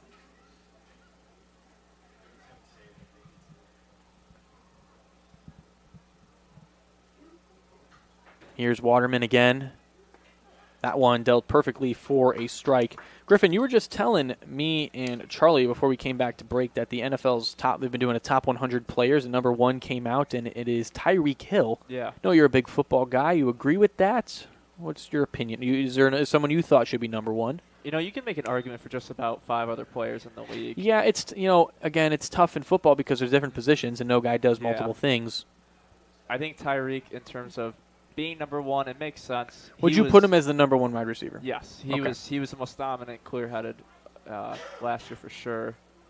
That one foul tipped off. Goes into Jake Levine, pardon me. Although number 2, Lamar Jackson, I thought maybe Patrick Mahomes would have been number 2, but Lamar coming off that MVP season. Mind-boggling. Yeah. Who's 3? Christian McCaffrey was number 3, and then Patrick Mahomes was behind him at 4. I do not know who went 5, but I do know Jalen Johnson for the Bears wasn't even in the top 100. So here's the question. Here's my question. What's the highest defensive player? I think Aaron Donald might have came in at either number 1 or number 2. He retired. I know, but are you talking about this year's list, John? Yeah. I would have to look. This one gets sent up to the middle. It's going to get stopped, and a throw over to first is not in time. Emmanuel Scott puts a foot into it to save the error. So a base hit for Owen Bendis moves Lestina over to first, but I have to say an excellent job by Ryan Henschel for keeping Lestina over there at second. Yeah, he may have been better off just putting that in his pocket, but, he's got a big arm. He's used to being out there in center field. Can't blame him for wanting to try. So was it the list you're talking about, was it a top 100 offensive players or just top 100 players? All the NFL. Okay, so what I'm asking is who was the highest defensive player? It had to have been Micah Parsons. No, actually, it is Myles Garrett at number 5. Oh, well, he makes sense, too. Micah Parsons isn't even in the top 10. This one, a wild pitch by Waterman, moves the runners up a bag, so eliminates the force out here with 2 outs. And Waterman's been very good. That's definitely the worst pitch we've seen from him, maybe ever. You guys might be a little bit surprised on, the defensive rankings. Chris Jones follows Garrett at number 6. T.J. Watt at number 8. I honestly think T.J. Watt probably should be at number 2 or 3 all time. Or there was a time list. I really wanted him on the Bears. The Packers actually passed on him, and he went to Wisconsin. Or as a owner, are you upset with that decision? I was furious because do you know who we picked instead of him? Kevin King. I like how he says we. Well, he is an owner. Yeah, I was going to say. An owner. I'm not much, but I'm a part. That's fair. Sort of. Hey, every gear in a watch matters. That's what makes it tick. That's true. The Max Crosby filed out the top 10 at number 10. So kind of a weird, only 4 defensive players in the top 10. And they're all edge rushers, right? Mm-hmm. Or Chris Jones is on the inside, but yeah, all defensive linemen. 2-1 pitch is put high into left field, but Isaiah White's going to back up on it and make the grab, and that will do it for the top of the 5th inning. A scoreless inning from Waterman, and he's going to need a Waterman as we head into the bottom of the 5th. You like to work with your hands, creating something from nothing? Then think about Laborers Local 41. You'll get 432 hours of apprenticeship training, all while earning a wage with benefits and incurring no student debt. You'll travel to different job sites, learn tons of skills, and in a lot of cases, be the first one on and the last one off a job site. It all starts at laborers41.com. Don't let pain knock you out of the ring. Our hand, wrist, and elbow experts are pioneers worldwide. You need us in your corner. Midwest Orthopedics at Rush. Make an appointment today. Scorebook flips over here in the bottom of the 5th. Officially halfway through this game, Oilmen lead 2-1. Doesn't look to be a high-scoring affair just yet. But we're going to see what happens here. And I'm sorry, I did not write it down. Please tell me who was in the game pitching for the Vikings. That is Andrew Early in for the Vikings. Thank you. I apologize for that. It's okay. I'm not apologizing to you, Griffin. I'm apologizing to those at home. I'm responding for those at home. Oh, okay. Thank you then. Okay. Thank you then. He is Andrew Early. You are Andrew late to the party. Yep. Early, his last time pitched 2 innings against you guys here yesterday. Struck out 2. You know, I got to tell you, Chuck, your wittiness and puns are fantastic, but this is the first time I've ever been on the receiving end of them. I know. It's not as good it's not as good from that direction. I'll tell you that much. It's not my fault. You're the only one sitting next to me. That's very true. Zamarion Hatcher, Cole Deerdorf, and Isaiah White due up for the Oilmen here in the bottom of the 5th. I don't know if Tyler's uncle took his jersey off or just has it under his vest. I like to think that he's going to rip it open like Hulk Hogan if he needs to be put in this game. Oh, no! It's the Zonka! Oh, yeah. Zonkamania. He shaves his goatee and sideburns. He's like, let me tell you something, brother. I'm about to throw you 98 batting practice pitches. And you're going to miss them all, brother. He should not throw again tonight. No, his arm might actually fall off. I'm surprised it's not in a sling. Once again, Elvis Impersonator has been singing every inning break for us here. Is he doing it every inning break, or is it? Yeah, every inning break. He's been doing great. I mean, you can clap it up for Elvis, the impersonator, not the actual Elvis, the Elvis impersonator. I'm never clapping for the real Elvis ever. You're telling me this is an impersonator? Yeah, me and Griffin found out this isn't the real Elvis like 5 minutes ago. What's going on, guys? Couldn't spend enough money to get the real one. I got dressed up in my nice polo today for that. I haven't put the nice polo on. I made peanut butter and banana sandwiches. I even brought a toilet for him. Bottom of the 5th here, and this one gets hit hard out to right field. Going to be snatched down by Elijah Rainey. But a leadoff single for Zamarion Hatcher. Griffin, we forgot to mention, by the way, there was a lot of embarrassing things happened yesterday for the Oilmen. However, one of your guys, I don't know if you saw the scorebook, one of your guys did get put out on the very embarrassing, very rare, a 9-3 put out. Really? I did. Yeah, I don't think we had a 9-3 put out yesterday. I won't ask. We lost our minds. Me and Chuck couldn't believe it. I remember making those plays, the 9-3 plays. I think I've only made once when I played right field, but I remember making it. I was just amazed. So I can't imagine who played right field for you guys during that? Was it Hatcher? Hatcher, yeah, Hatcher. And then he came in and pitched. He was our player of the game yesterday, right? Who? Hatcher, or was it? No. Who was it? No, it was Hatcher. That's right, because he came in to pitch. Yeah. Dude, you're the one who picks. Well, I was thinking it was a pitcher and not a hitter, and then I'm like, wait, well, he was both. You are the sole person who picked White Castle player of the game. This one, a wild pitch, a good throw down to second, and it's going to be good enough to get Hatcher. So it goes from White Castle player of the game to being thrown out at second for the first out of the inning, and Deerdorf now standing alone at the plate. Yeah, not sure if that was a purposeful pitch out right there, but Andrew would probably tell him it was. It was good pop time also by Brenna.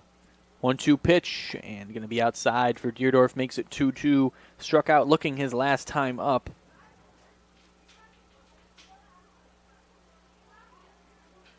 Two balls, 2 strikes now from Early. And another strikeout looking there from Deerdorf. Make that his second on the day. And the lineup flips over now for Isaiah White. 0 for 2 on the day. Has made contact both times. Flew out to center field in the first inning. And ground out over to third. Back in the third. So looking to finally find a clearing here. Defense is set up middle infield's back. And spread pretty wide. Large gap up the middle. Corners are about 5 steps off the bag and behind it. Right field shallow, center field shallow, left field deep, but it's only because it's a 300-foot wall in left and a 330 in right. White gets a hold of that one and sends it foul.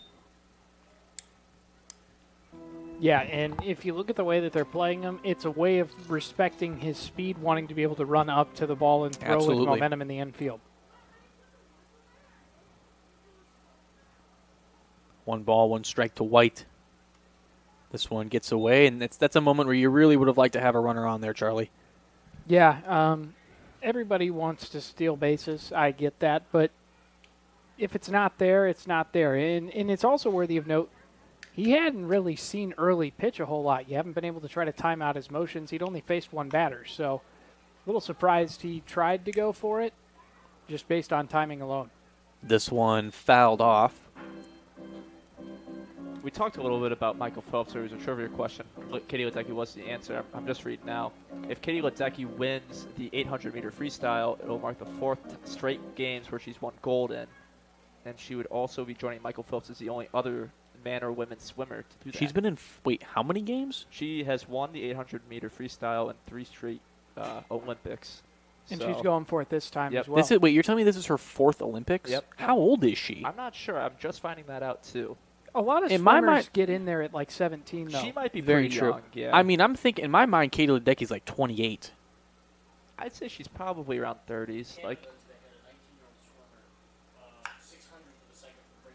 This one put down the line and past Lestina into shallow left field. Isaiah White's going to turn on the afterburners and cool him off as he gets into second, but he overruns it. He tried to go in there standing, but he goes in falling, and he is thrown out at 2. So Isaiah White ends the bottom of the 5th with a single. And that will be all she wrote for the 5th inning. We'll head to the top of the 6th when we return here on the Oilmen Sports Network. There's a shortage of roofers across the country. Here at Roofers Local 26, our signatory contractors are in need of a well-trained workforce, and it's our job to provide that workforce. We are looking for people that are self-motivated, people that are reliable, people that are willing to give a hard day's work. In return, they get a good paycheck with good benefits. This is not a job, this is a career. If you're willing to put the time and dedication in, we're willing to provide you the tools and training necessary for you to succeed in the roofing industry. We've been doing this for almost 100 years.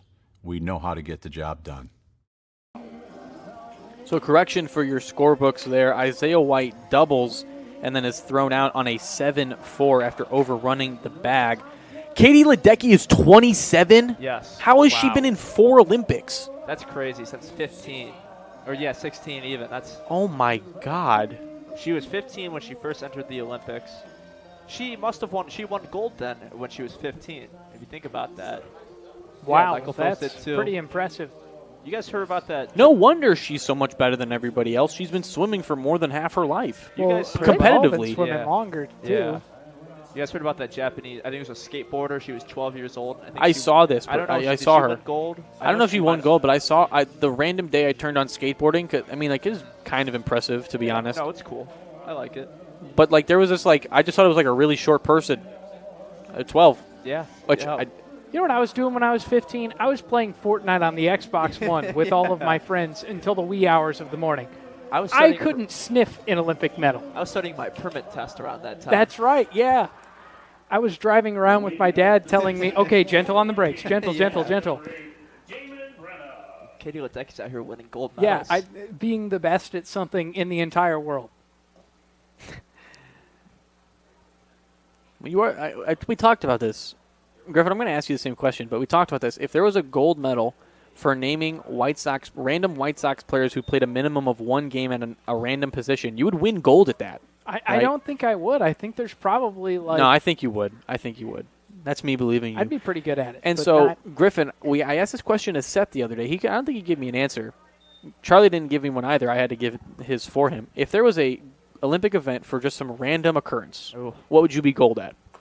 You know, my buddies and I always like to kind of test our knowledge, but I like to think I'm pretty good at knowing where basketball players went to college. I was big into 2K, and so I was always big into franchise in my GM mode. So I was always just looking that up. I think I'm also pretty good at guessing colleges of football players as well. So if you want to hit me with some, I could probably give you a good answer. Josh Allen. He went to Wyoming. There you go. That's the only one that I know definitively off the top of my head. Ball 4 to Brenna. He takes first there. The Vikings have had a base runner in every inning except the fourth. That's also the only time they went 3 up, 3 down. That's when Haggerty was still in the game. Ended his outing with 2 strikeouts and a ground out.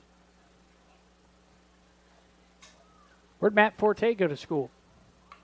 Oh, that's a good question. Bunt down the line, looks nearly perfect, but the Oilmen lay off of it, and it rolls foul. Matt Forte. Did he go to Tulane? Is that your guess? Yes. You're right. Yes. Wow. That's crazy, yeah. Wow. Good educated guess. Where did LeBron James go to college?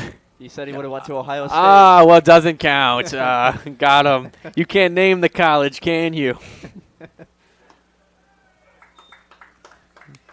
I have a fun fact. So you know the big rule where it's like, can you draft players out of high school now in the NBA? They just have to take a year off. Yeah. Okay. Yeah. Okay. So straight out of high school has been banned for You a have to little be bit. 19 years old. Yeah. So LeBron James was the last player to do it, and then they were given his family like Hummers as they strike out there from Steinhober. I don't think he was the last to do it, was he? He had to have been one of. Well, No, he they probably were isn't. around He probably very isn't. recently. I want to say Dwight Howard. after Yeah. Drummond was out of UConn. Yeah. So the point of the story is that due to technicality purposes, Derrick Rose was also drafted out of high school because he went to Memphis, but that season is not in the. It was wiped from the record books because Derrick Rose did not take the SATs, so he was viewed as academically ineligible after the season already occurred, and so they had to wipe the season. So on technicality purposes alone, Derrick Rose did not play college, so he technically went from high school to the pros. We all know he played at Memphis. And I forget, was that Calipari's last year in Memphis?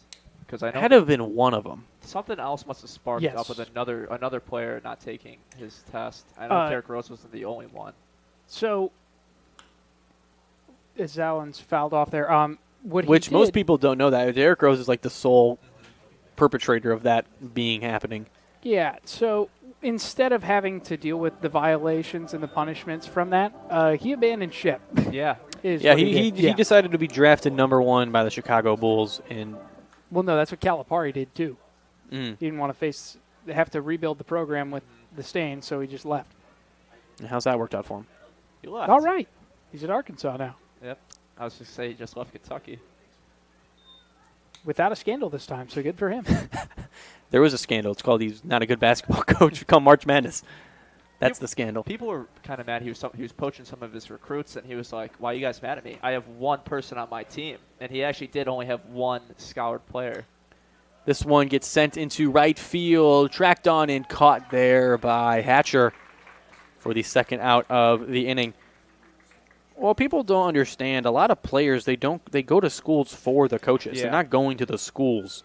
And so if that coach leaves, it's, first of all, well within their right, especially nowadays in the transfer portal and transfer limits, to leave the school if you don't like the coach.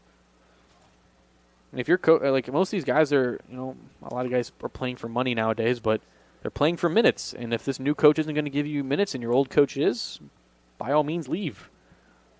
So basically, you're of the Cardale Jones camp. Why should we have to go to class if we came here to play football? We ain't come to play I did school. not say that. I did not say that. Followed by the infamous line, classes are pointless, in all caps. This is the same person who legitimately said that you helped the Purdue football team do their math homework. So Cardale Jones came here to play. I didn't say I helped them do their homework. We did group projects. yeah, that's what he's saying, Hayden, exactly. Cardale Jones was, I remember when he was playing quarterback, he had to be one of the funniest people on Twitter during that time. Oh, he was tearing it up, man. That's a Hall of Fame level media run. Infield is back now with a runner on first in Brenna, as Amonis is in the box. A 3-0 count on him. Waterman trying to rein it back in. The Elvis impersonator patrols the concourse. What will he sing next? The world may never know. I think Caden Meyer might actually know. He has the iPod in front of him, which, by the way, says Let Me Be There is the next song coming up. So for those of you listening here in Oil City Stadium, number one, thank you, but that's what's coming up. This one gets cut over to short third. Groberski picks it up in a high throw off the backstop. And a near tag from Emmanuel Scott is almost placed down, and that's going to blow up the seamless game from the Oilmen on an E5. Yeah, he had a great grab, just couldn't finish. Sorry, Griffin, go ahead. I was just about to say exactly what you said. He just, a massive overthrow. Kind of glad you have that padding back there. Went right back to Scott, who almost had a close play at the bonus over there. Well, actually might have actually gone farther back to Scott because it's a brick wall there. You never know. It was a great stop by Groberski, but him trying to get to his feet and throw at the same time maybe just had a little bit too much power coming from the ground there.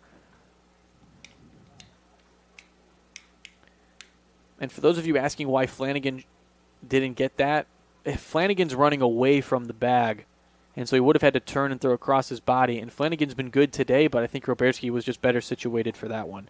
Yeah, and Groberski looked at second first, and I think he just maybe threw his balance off a little bit in that extra step, extra motion, and throw just wasn't there. We'll see if it means anything here in this close game.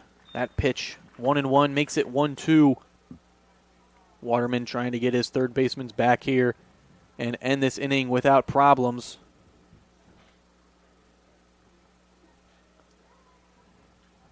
Runners on first and second here in the top of the sixth. This one, a wild pitch by Waterman. Levine picks it up, throws down to third. A great throw from Levine, but not in time. And let me tell you something. The Vikings base runners here were taking a nice and easy jog on a Thursday afternoon, and it almost made them pay. Yeah, no, not really heads-up base running right there. Brenna and Amonis both kind of jogging right there. Makes it 2-2. 2 balls, 2 strikes, 2 outs, 2 runners on, and 2 runners in scoring positions for Waterman. And that one's going to go off the ground. Levine can't find it, and that's going to score 1. Runner's going to stop at third, and we're back to a tie ball game here in the top of the 6th. Yeah, and for Waterman, that was just about a disastrous situation. You were just trying to get out of this inning, and now you've evened this ball game up.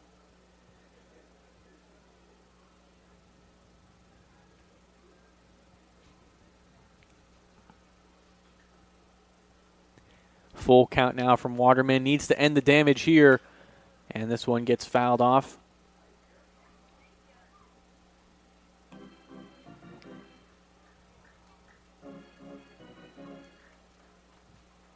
I had forgotten that was not a walk. A full count now with 2 outs. Runner on third. And the pitch to Mangano is going to be ball 4. I think he was so jacked up to hit the baseball, he forgot what the count was, and he'll go to first. And I got to be completely honest with you, Charlie and Griffin. I'd walk that guy on purpose next time. I don't know. He's not really done a whole lot in this game here. He has today. an RBI single, which was the first run of the ball game. He flew out in the first and struck out his last time up against Waterman. So I guess it's just a matter of opinion of what is a lot and what isn't. But in a game where you've only scored 2 runs, a RBI single is a lot. 1-0. That one dealt in there for a strike, makes it 1-1. Runners on the corners here for Jacob Gunn. Struck out his last time up against Waterman. Waterman put out Mangano and Gunn back-to-back. Both Ks, and he lets Mangano on with a walk. Here's the 1-1 pitch. This one foul tipped and back into the belly of Levine. Makes it a 1-2 count. Waterman's been at this line in the sand a couple of times this half inning where he's 1 out away from not letting any more water into the sinking ship and can't plug the hole there. 2 balls, 2 strikes, 2 outs, 2 runners on the corners. Gunn walked his first time up. That's been the only time he's reached base. He pokes this one and sent foul into the hands of Coach Hunt. And back to Waterman at the mound. And Griffin, what are you looking to do here if you're Gunn in this situation? Staying alive. Have that song in your head. That's what's in my head right now. gun right here needs to stay alive, not swing at any bad strikes. 2-2. This one sent back into the parking lot. Or maybe that hit some fan who was waiting at the concession stand to get their nachos. Who knows? Maybe it hit the nachos. That's probably the worst thing to happen of them all. 2 balls, 2 strikes, 2 outs, 2 runners on. Once again, a 2-2 ball game here in the top of the 6th. Waterman gets the sign and deals. And a sweeping curveball across the zone gets them out of the inning. So this game's back tied at 2 as we enter the bottom of the 6th here on the Oilman Sports Network.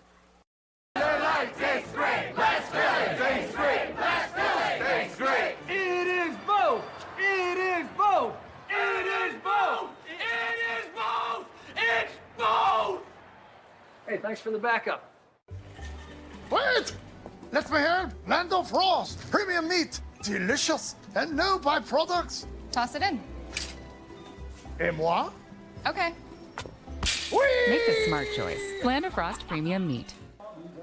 After both teams trade punches back and forth, blow by blow, the score is evened up, and both teams will step back into the tire to try to lay on some more haymakers here in the bottom of the 6th. John Mastay, Charlie Schmidgall, as well as Griffin Winicky being joined in the brick house by the hardest-working marketing man in the world, Hunter Lorenzik, and just an okay PA announcer, Hayden Myers. I couldn't even do it. I couldn't do it without laughing, Hayden. I'm sorry. No, Hayden is one of the best, and I stand by that. Charlie, it's a 2-2 ball game. The Oilmen led for a little bit of time there, and now we're tied again. What's something we need to do? We saw this last night where lead changes, tie ball games. What do the Oilmen need to do to not have a repeat of last night? You know what my answer is going to be, right? Do not say don't throw up.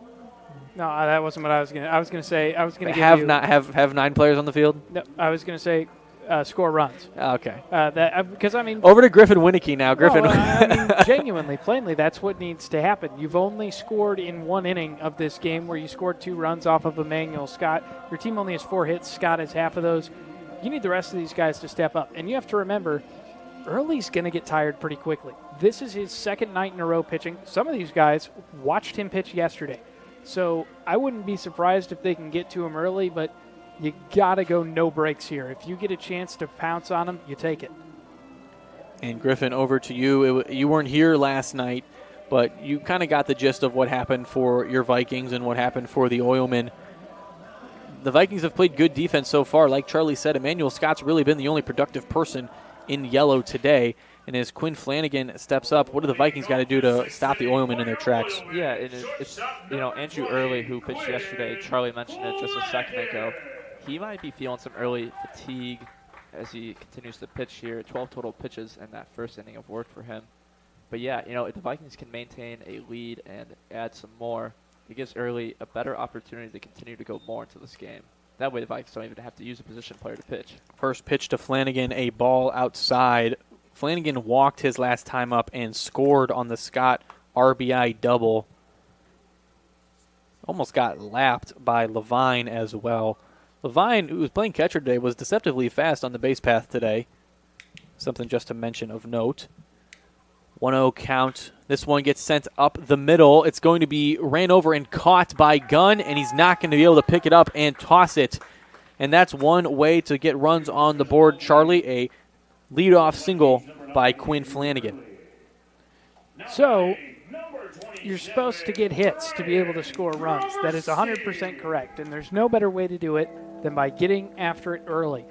And for Groberski here, we know he's got some serious power to potentially make this more interesting, but he's been a little cold, so I'm interested to see what he can do here.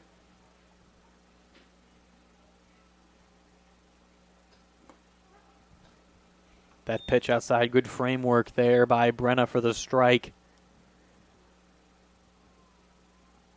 As Charlie says, Groberski's been cold, trying to knock the icicles off the bat here.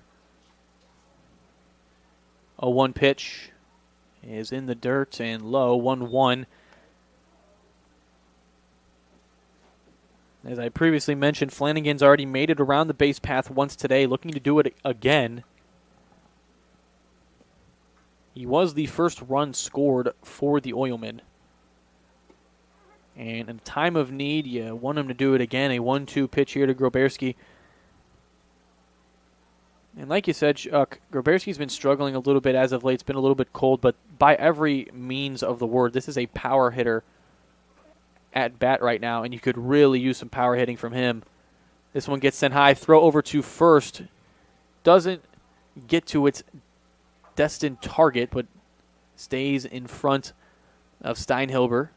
Yeah, and I don't even know if power hitter's the right way to describe him. His contact tool is really good. He does a good job of getting the bat on the ball. He just happens to be really strong, so he can push the gaps. That's fair. 2-2. This one gets let go. Some Hammond Vikings disagree with the call, but Groberski's not going to. Full count, no outs, runners on first. And Flanagan early looks back. Deals now to Groberski. He gets a hold of that one and fouls it off back towards the catcher. And, that's what you want to do. Just get a little bit closer to timing it up, keep moving things along, see what you can do, and hopefully catch a hold of one. That is if you're the Oilmen, at least. Box score is identical right now for both teams. 2 runs, 5 hits, and 1 error. It's been a pretty clean baseball game through and through. Time is called, I believe, by Groberski. It is indeed.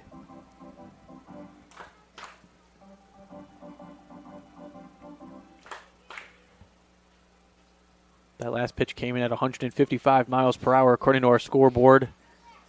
Humanly impossible, I do believe. That one high, and Groberski will finally see the base path tonight as Flanagan will go to second and Groberski goes to first on the walk.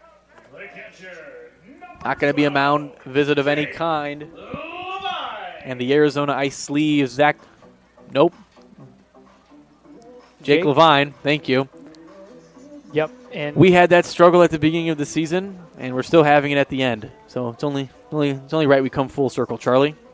That's right. And for Griffin, just to review, I believe this is the last pitcher you had on your lineup card earlier today, right? Yes, it is. So I do not know who'd come in after early. It's you, as Levine puts this one to short, picked up, tossed over to second, and they're going to say he got the out. They're going to say he stays on the bag, so Groberski will return. The bag got dislodged as well. Groberski's just going to leave it alone. He said, not my problem today. Levine will reach on the fielder's choice. And, yeah, after early, I mean, I really do not know who could come in. Nick Mangano has been really the only position player who has come in to pitch for us, but DHing today, he has a little bit of a wrap around his right forearm. I do not know for sure if we will see him. I'm really interested to see who would go out there. Is it going to be draw straws? Yeah. Is it going to be you? It might spin the wheel. I might get a text from Coach Hunt saying, hey, we need a pitcher. Need you. Put the Griffo sign in the sky. My last time pitching was travel ball when I was a freshman in high school. What was that, like 3 weeks ago for you? Boom, got him because you're – I don't even know. Here comes the stash. 2 for 2 on the day with 2 RBIs. As Charlie alluded to earlier, he's been essentially the epitome of our offense today for the Oilmen. By the way, out of curiosity, where did Zach Levine go to college? UCLA. There you go. That's a layup right there. Yeah, something Zach Levine can't do. No balls, 2 strikes now to Scott. I am hoping for the younger core to just kind of rise up. Kobe White, who I've been a fan of since they drafted him. I saw him play when he was in college. I'm the biggest Kobe White fan you'll ever see, I guess. You will never be a bigger Kobe White fan than the 17-year-old kid I used to work with at my old job. And that one hit Levine and is going to go away. So on a throwing error, the Oilmen will take the lead 3-2 as Flanagan will go into home. Levine will go to second. So that's a unique situation because the throw really wasn't that bad to first. The problem is your first baseman couldn't get the glove between runner and ball. Yeah, definitely just a little bit. I wouldn't even, it's one of those tough throws. It's got to be, worked for both the pitcher and the first base. Emmanuel Scott puts this one on a string to the brick monster. It hits the top brick. Levine is running around third now. Throw into home is close, and he is safe. Emmanuel Scott. The Stash puts up another RBI here in the bottom of the 6th. Make it 3 RBIs on the night, 2 doubles, a single from the Stash. What a rocket that was right there. I thought that was gone for a second. Brick Monster had something else to say, though. And, you know, when you're on, man, that baseball starts to look like a beach ball. And that is how it's looking to him. Everything that's coming over, he is getting a great read on, and he's hitting them real hard. Well, I think we can tell our marketing guy, Hunter Lorenzik, to start making the White Castle Player of the Game graphic. Don't want to make it too early, but he's putting up a tough case now. Going to be a mound visit here. A great case? For the Vikings. Yeah, I mean, we might need to give him one for what he has done today. 4 runs have been scored. 3 of them are due to Emmanuel Scott. Ironically enough, Emmanuel Scott has not scored himself. Yeah. Go ahead. Sorry about that. I was going to say, that's where you need to ask for a little bit more from the bottom of this lineup, because these are some talented hitters. They just haven't put anything together yet, and you really need them to do so. And that one, if just 2 feet to the right, would have gone into the night sky and would have never returned.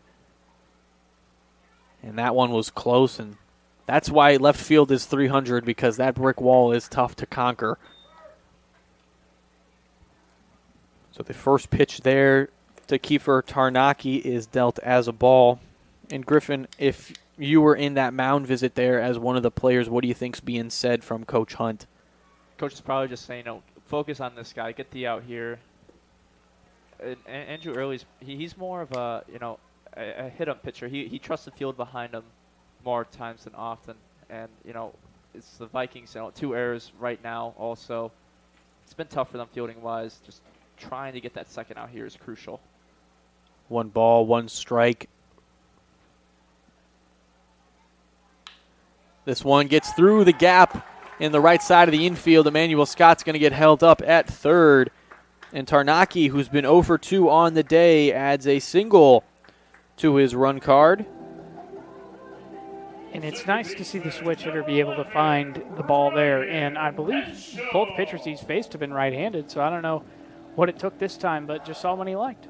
Every batter this inning for the Oilmen has reached base.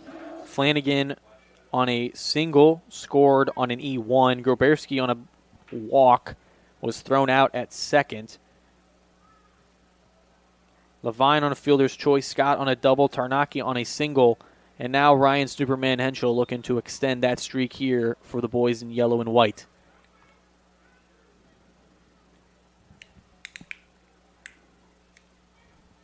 And with 1 out still, a lot of work to room for the Oilmen. Did I say a lot of work to room? Yeah, I wasn't sure. A lot of room to work with. I'm so sorry. I thought I was going to play it off, but in my head I'm like, that doesn't even sound close to being right. I'm a man of integrity. That's what they call me here at the press box. This one gets sent out to center field. Ryan Henschel says make a play on that and not going to. Emmanuel Scott will score for the first time today. Kiefer Tarnacki running home. Throw not in time. And Ryan Henschel, an RBI double. And the Oilmen make this 6th inning theirs. Yeah, and I don't know if that pop was the ball hitting the bat or Henschel busting this game open, but now you're starting to feel that little bit of a difference there.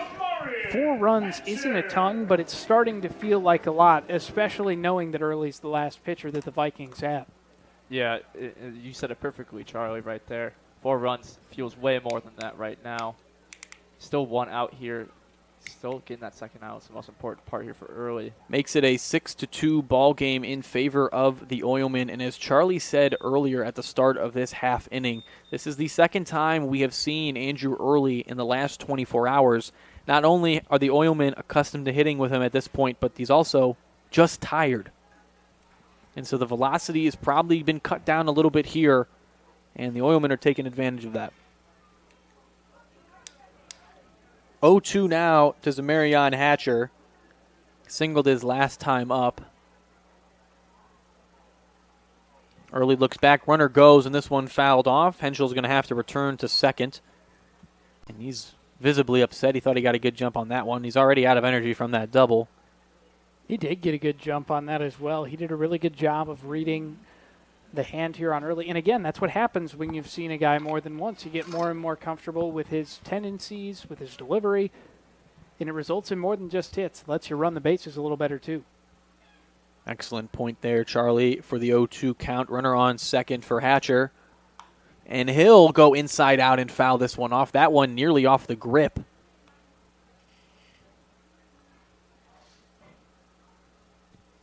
And that baseball might have a little bit of pine tar on it now. If it had been a little lower, he might have been wearing it as a ring. Yeah. No balls, 2 strikes once again to Hatcher. Early looks back. Big leadoff from Henschel at second, almost halfway there. And pitch is going to be a ball, and Henschel's going to go into third. A little bit of a cheeky move there by Lestina to kind of act like the ball got away. But Henschel is not amused as he gets a stolen bag. I think his leadoff, he was already halfway there. Yeah. Which, by the way, a great throw to even relatively get in the ballpark of him. Yeah, I mean, these bases are 90 feet. Usually on the leadoff, they're running 80, 75. He was running closer to 40. 1 ball, 2 strikes to Hatcher. Gets a hold of this one. It's popped high into shallow center. And Bendis is going to come up with the throw. Runner is going to score. And so Ryan Henschel on the sacrifice fly from Hatcher scores another run for the Oilmen, makes it a 7-2 ball game. And at this point, the Oilmen, they're in the driver's seat. They got the keys. They got their hands on the wheels. And there's really nothing you can do at this point if you're the Vikings, Griffin. Not a whole bunch. I will give Owen Bennett credit right there. Fantastic play. Great catch also. And early, he's just got to continue to trust the guys behind him to get these final outs here. Hatcher is the only Oilman batter this inning who has not reached first at least. However, he does get to go to the dugout with an RBI to his name. The Oilmen have moved to 7 runs, 8 hits, and 1 error. And Cole Deerdorf, who is 0 for 2 on the day, both strikeouts, looking, I will add, sees another strike there. 1-1 on him. 1-1 pitch. This one sent high, puts it in play this time to right field. Rainey tracks it and makes the grab. 5 runs here in the bottom of the 6th for the Northwest Indiana Oilmen. The Vikings, who kept the game close, have a lot of work to do here in the final 3 innings of baseball. When we return, it's time for Charlie's Immaculate Grid. Safety doesn't come in a box. It's not a banner that goes on a wall. It's not something you do now and then, or when it's convenient. It's using state-of-the-art simulators to better prepare for any situation. It's giving offshore teams onshore support, and it's empowering anyone to stop a job if something doesn't seem right.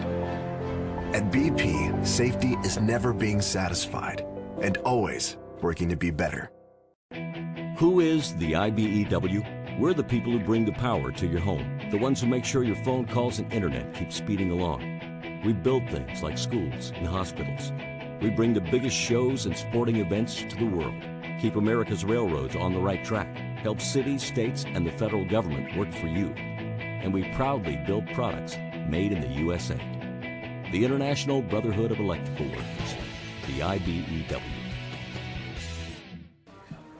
Top of the 7th inning here on the Northwest Indiana Oilmen Sports Network, brought to you by Midwest Orthopedics. To be the best, you have to see the best, and to make a fast and complete recovery, visit Midwest Orthopedics today to become the most immaculate version of yourself. And here in the 7th inning, it's time for Charlie's Immaculate Grid, brought to you by Midwest Orthopedics. Today's grid, top 3 are the San Francisco Giants, 200-plus wins career pitching, and played second base a minimum of 1 game. Left side of the grid is the New York Mets. Let's go, baby. Love the Mets. The Mets.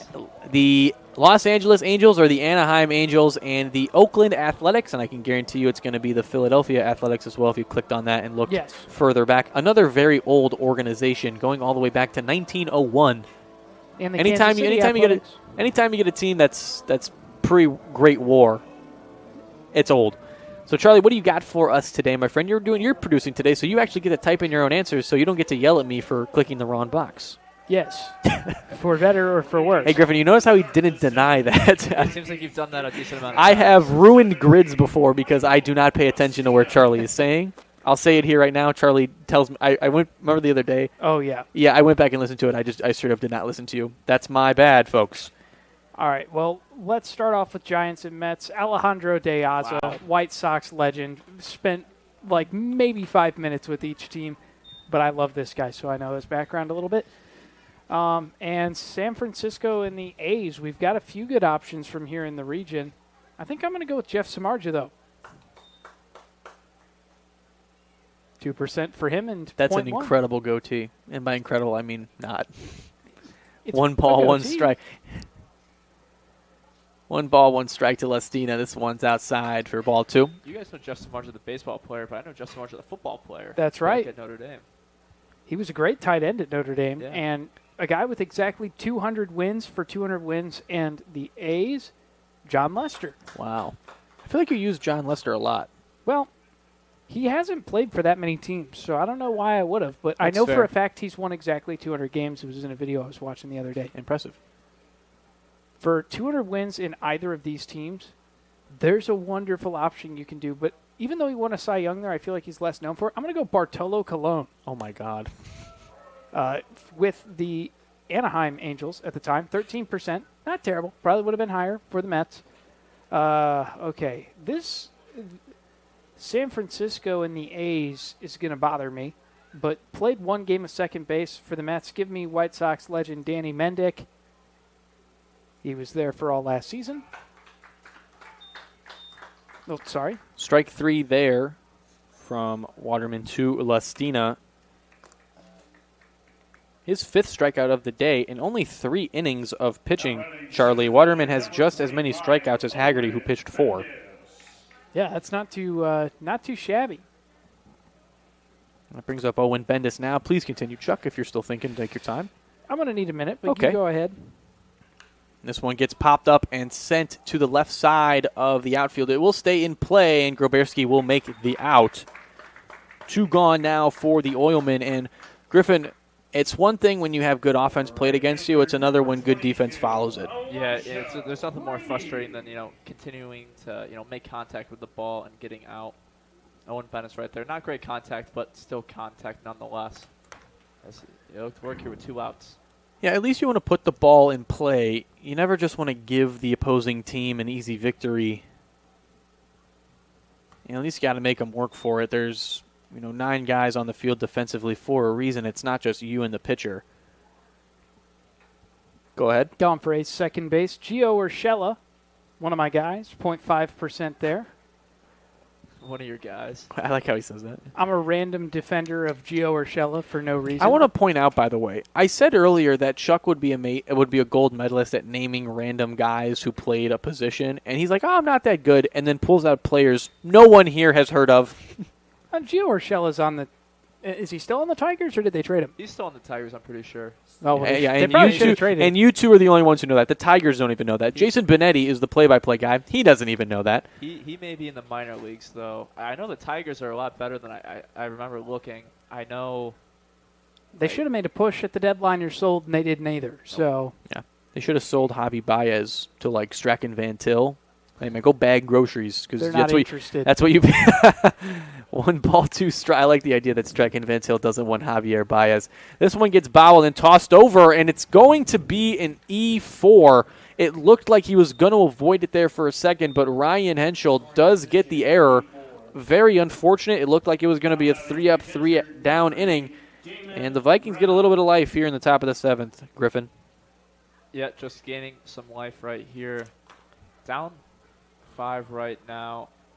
It's tough for the Vikings right here. Brenna, the 6-hole hitter, definitely trying to attack Waterman here, who had 65 pitches in his first, or not, I should say his first 2 innings, but 2 innings and 2/3. So, Griffin, let me ask you this. You've alluded to this just a little bit, and we're going to try to hit the nail on the head here.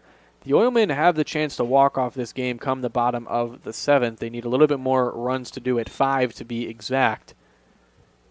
And so, early looks to be done. you don't have an actual pitcher warming up. You have somebody warming up in the just saw bullpen, that as I just baseball, saw a yeah. baseball pop up. We'll finish our point. We'll find out who's going to play pitcher, who's going to be the one on this Vikings lineup when we return.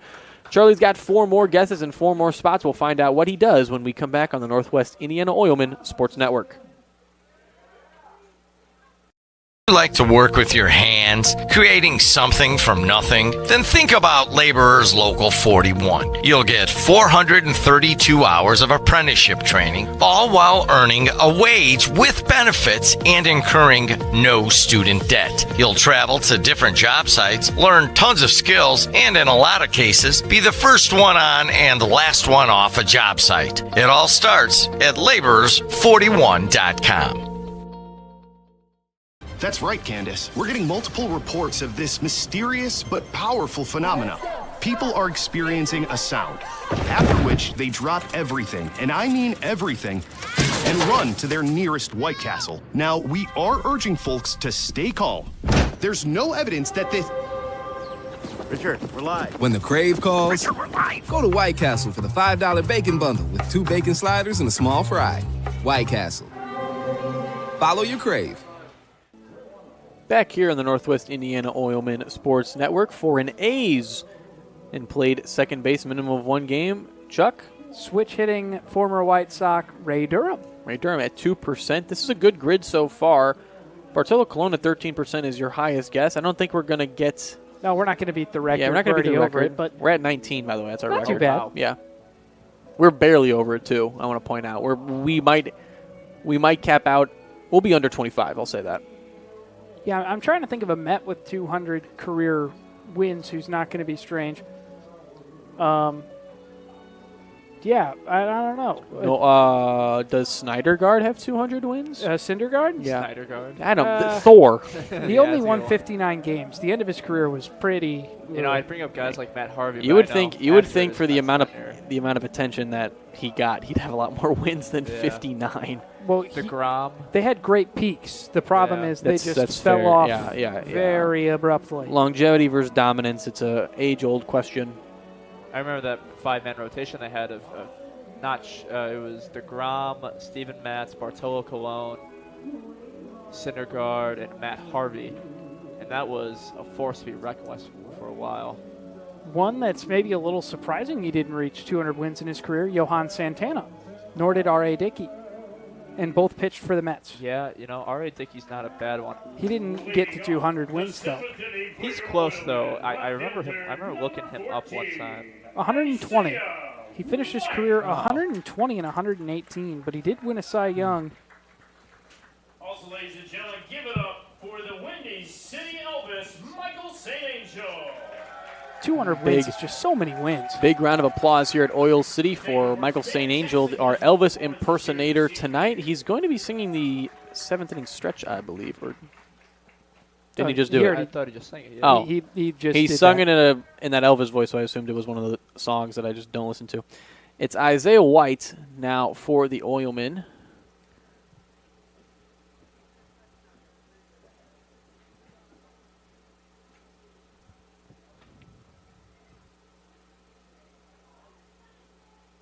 Early, taking his time here. Finally gets the pitch across. A sweeping curveball. Didn't know that he had that left in his arsenal, but it's a ball nonetheless. At 42 pitches right now. Which isn't a lot, but man, that 6th inning hurt him.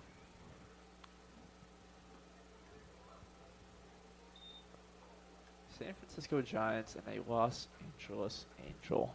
I thought about maybe Patrick Sandoval, but I remembered he went to Boston and then he went to the Braves right at the end. He never spent any time with the A's. This one right back up the middle there by Isaiah White for a leadoff single here in the top of the 7th. And the Oilmen, if they want to go early, they got a little bit of work to do as they take on early.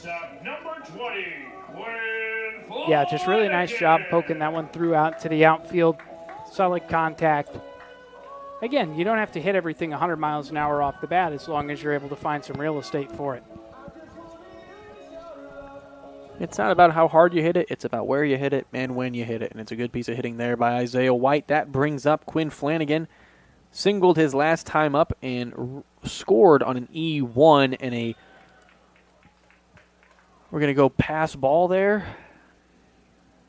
I'm going to go pass ball for my own intuition. Allows White to go over to second, and he was already maybe 20 feet past the bag at second and thinking about third.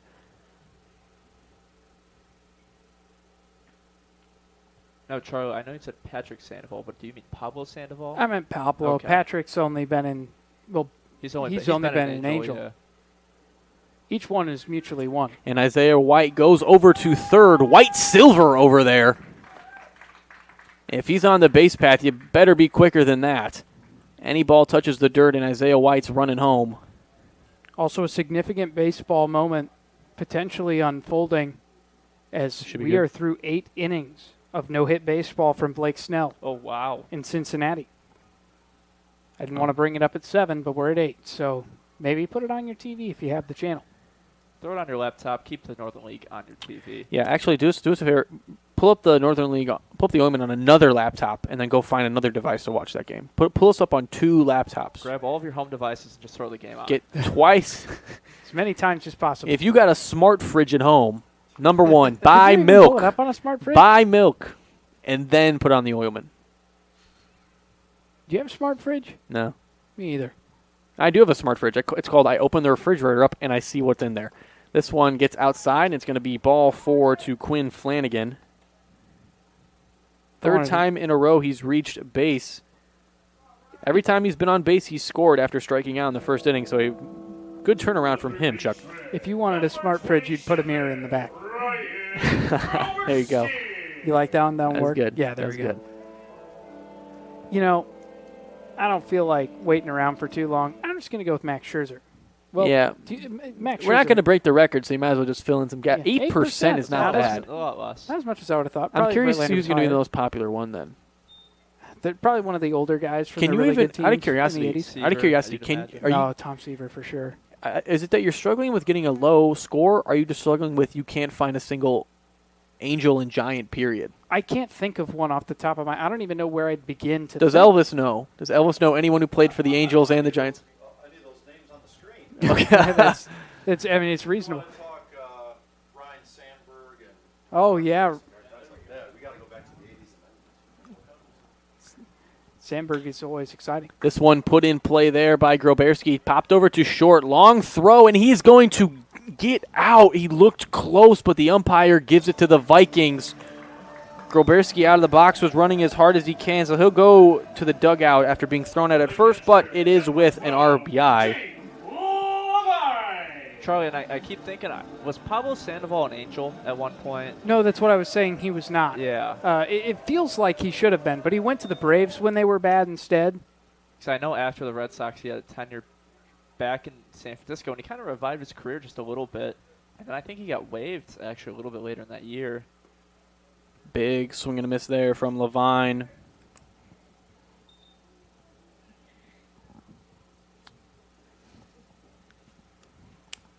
Makes it 0-1.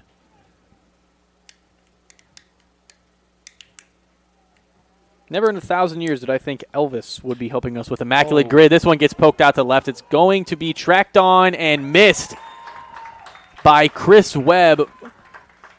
Flanagan's going to come around to home and score. So an RBI double from Arizona Ice Sleeve, and that one was a little bit more than 99 cents. Really nice contact there, and just a tough ball to judge while you're running straight back when you're in left field. You can't really place the fault on him because that, I mean, come on. It's just a very hard play to make out there. And baseball, which as always is a game of patterns, every single time Flanagan has reached first, which every time he's been at bat, that's all he's done. He walked, singled, and walked again. He's scored, and now there's going to be a pitching change for the Hammond Vikings, a 9-2 ball game as we take a quick break as we get a new pitcher in the ball game. We'll tell you all about him when we return. Go to the office. We build it. This is a truism with Ironworkers Local 395 and the Northwest Indiana Contractors Association. Our goal is to exceed our customers' expectations. We provide a skilled, OSHA-trained, drug-free workforce, as well as many other certifications from our 4-year training program. Every time you hire an iron worker from Local 395, you should feel confident that you are receiving highly trained, highly skilled, and drug-free journeymen and apprentices who take their job and your project seriously. For more information, contact us at 219-763-7900 or ironworkers395.com.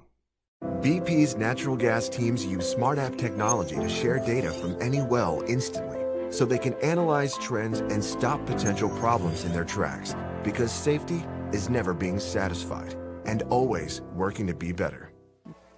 Welcome back to Oil City Stadium as Nick Mangano is going to take the mound here. Little image behind the scenes here and how I like to broadcast baseball. I like to take a blank sheet of paper, draw a line across the middle, do two crooked lines and an arc, and then that's kind of the field, and then I like to pencil in the players so I can look up quickly and identify who's there. And so I'm erasing early on the mound, and I go, hey, who is this? And our Hayden Myers, our phenomenal PA and stadium sounds director, is playing Dancing Queen. Dancing Queen by ABBA, and I go, all right, who is this? We're asking Griffin on who's pitching, and the infamous Charlie Schmidt goes, I think this is ABBA. Number one, you're right. You're 100% right. I thought he was asking about the song. You were right. You were right, though. He was right. I technically did not specify the question. It would have been funnier if I said who's pitching and you still said ABBA, but not going to be the case. And here is Emmanuel Scott, who is 3 for 3 on the day with 3 RBIs. He has 2 doubles and a single as he's going to take on Nick Mangano. And Mangano is a good baseball player all around. He's pitched a couple innings this year and done a good job, but immediately in my mind I'm thinking of that Yermin Mercedes, hit from – did Yermin Mercedes play for the Angels? No. Okay. I had that same thought for a moment. I got excited. I know he played for the Giants. Giants, if you ever need a Giants caught one game, do Yermin Mercedes because I'm the only person. And this one gets sent high into the sky. Probably not enough distance on this one, and it's going to be caught. And so the reign of the stash today is going to be put to an end here in the 7th on a very high fly out there. Emmanuel Scott's been seeing the baseball really well today, Charlie. That he has. I mean, again, he's just reading everything out of the hand really, really well. And I think at some point it's got to break through. Defensive legend Tommy La Stella. That's who. Wow. I knew there was a middle infielder. Good pull. Tommy La Stella. 3%. 36, so we were a lot higher than the score I originated with. This one gets put into the middle infield. It's going to get picked up, and a interesting toss attempt there by Jacob Gunn. It's going to go down as an E6. And I think there's some Crisco still on the baseball from yesterday, Charlie. Yeah, I mean, someone's got to get to the bottom of who keeps making this thing so darn hard to hang on to. Will somebody please grab a towel? Now batting second baseman, number 11, Please. So the Oilmen get a little bit of life here. They have to score 3 runs here in this inning if they want to end the game here in the 7th. Still have an opportunity to do in the 8th, but 7th would be nicer.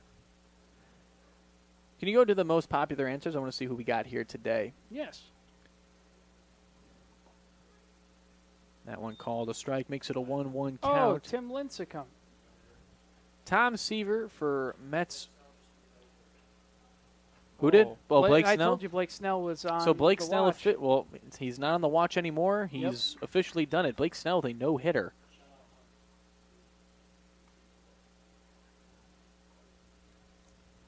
Yes, Mets giant, noted Met, Willie Mays. This one gets popped up and sent into shallow center field. It will be caught, and that will be the 7th inning. We'll play a little bit more baseball here, as per usual, 9-2 as we head into the top of the 8th. There's a shortage of roofers across the country. Here at Roofers Local 26, our signatory contractors are in need of a well-trained workforce, and it's our job to provide that workforce. We are looking for people that are self-motivated, people that are reliable, people that are willing to give a hard day's work. In return, they get a good paycheck with good benefits. This is not a job, this is a career. If you're willing to put the time and dedication in, we're willing to provide you the tools and training necessary for you to succeed in the roofing industry. We've been doing this for almost 100 years. We know how to get the job done. Friendly reminder, folks, it's Catfish Hunter's world, and we are just living in it. He was the most popular answer for A's 200-plus career wins. He had a interesting mustache. I'm not going to say killer. It was kind of a combination. Kind of a combination between, well, in that photo at least, kind of a combination of a mustache and a Manchu. That's all I have to say about that. Top of the 8th inning here at Oil City Stadium, and there he is, Cole Deerdorf on the mound for the Oilmen. Deerdorf has been, that's a nice mustache there as it curls up. Deerdorf's been struggling this season. We've seen spurts of him being a phenomenal pitcher, and as you've mentioned before, Charlie, he just gets in his own head. You got a 9-2 lead. Is that enough space for you to not think about it as much? Yeah, I'd hope so. And I mean, he has also been hitting all game. He is 0 for 3. But you'd have to think he's going to be able to shake that off and keep things going. He's a very good pitcher again, finishing up. He's transferring from Missouri Valley College over to the Trinity Trolls. And I'm interested to see how he can do here in this late game relief, because, again, he strikes out a ton of guys. The problem is he also leads the Oilmen in walks, and he's not thrown near as many innings as second place. You just have to make sure you can get that location, and if it's on, he's going to be on fire. Now, Griffin, hearing that, dealing with a guy who is struggling with control, has so all season. If you're the Vikings, you got to take advantage of anything you possibly can. So you're down by 7. Yeah. Excuse me. Yes, 7. I'm sorry. What do you got to do to get back in this game? You got a couple of innings left to play. Yeah, produce, any offense you can. Be aggressive at the plate, on base, any way you can, especially when you're down by 7. Try to play as loose as possible. I feel like, in these situations, players will play a little tight. Just, maybe the pressure overcomes them. But, a loose and free Vikings player might be good to try and come back here. And, Charlie, is Deerdorf the conclusion of our relief today for pitching? So, no, but yes. Do we have, okay, let me back up. Do we have any actual players left to pitch? No. Okay, that's all I needed to hear. You can also ask me, do we have any actual players left, and the answer is no.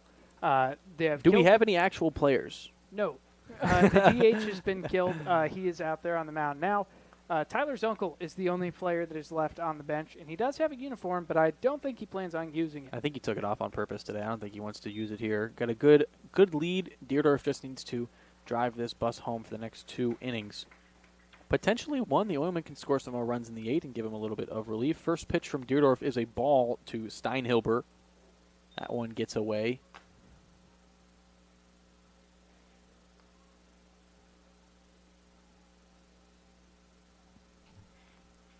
And not only did Snell throw a no-hitter today, he struck out 11, and it only took him 114 pitches to get through all 9. Wow.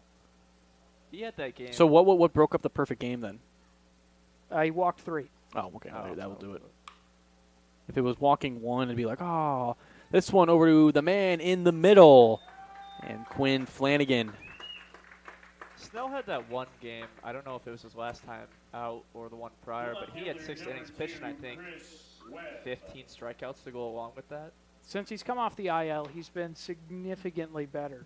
And it is also worthy of note, that's his first win of the year pitching. Yeah, he was a free agent earlier this season. I think maybe he joined on. Him and Jordan Montgomery were headlines for quite a while. Okay, I'm sorry. Boris I'm sorry, where is Blake Snell playing? He's the Giant now. Oh, okay. San Francisco. Yeah. He was on the Padres last I was going to say, I thought he was still on the Padres. So they essentially replaced Snell with Dylan Cease, is what I'm hearing. More or less. Yeah. Good trade-off. I'd make that. I'd make that deal. You take that deal? I'd take that deal. Good deal. It's a good deal. This one is swinging a miss there. If you're asking what movie that's from, I am not allowed to say that on air. It's a great movie, Good movie, though. 1 ball, 1 strike, 1 out. That pitch clocked in at 133 miles per hour. You did not. You did not. Hayden Myers has Blake Snell in fantasy baseball, and he had him on the bench. Yeah, brother. No hitter from the bench pitchers. Bat beat.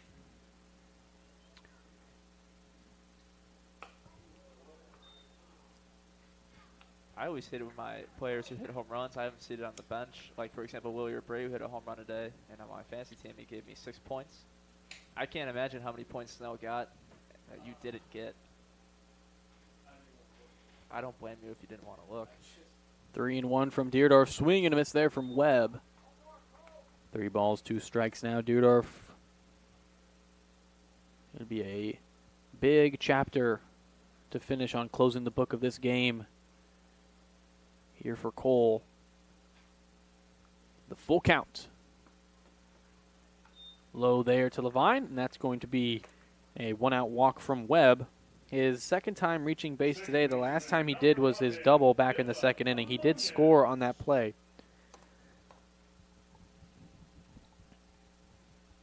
Yeah, so for Deerdorf, that's going to be walk number 29 on the year. And the problem is he's only thrown 16 in a third innings.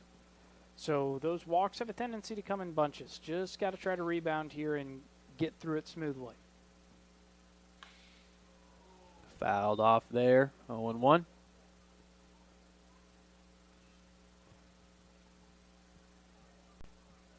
And we've talked about Deerdorf's struggles this season, Charlie, a couple of times. And one of the biggest things that you hope he works on as he continues to develop is it's not just, oh, he has a bad outing because his confidence is shot. No, his confidence goes up and down in the middle of outings. And this one gets poked through the defense and is going to find its way to shallow right field. No chance for another 9-3 there. You don't get to see one today, Griffin.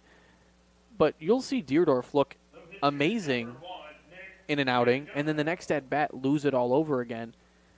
And so really, it's a lot of highs and lows. And if he can just figure out how to keep the distance between the peaks a little bit closer, he'd be a phenomenal pitcher to have on your roster. Yeah, and everyone's working on it. That's why you're here in the summer. But also, that last hit was so far off the end of the bat, I'd almost be surprised if that bat doesn't see another one. That one at the body there, it's Mangano. So some pitcher-on-pitcher action here. Both of these guys have hit as well. Mangano was the DH, now the pitcher. Deerdorf was the DH, now the pitcher. I don't even, where's that one supposed to be, Blue? 2-0. 1 out, runners on first and second. Deerdorf just trying to keep it 9-2 so the Oilmen can try to end this game in the 8th. And this one goes off the knee pad and almost over the netting. Okay, I'm sorry. This is just a weird play, weird question. It's a thrown ball, bounces up like that, and it does go over the netting. Ball out of play, and runners will advance as though it goes out of play. Okay. With an error on the throw. Because that one got pretty high. Yes, it did. 3-0 count, runners on second and third, and this one makes a dust cloud in the batter's box.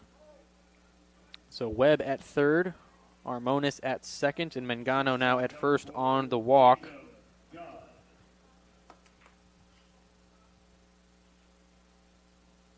And now Coach Dre going to go have a mound meeting here with Deerdorf, trying to relax the nerves a little bit.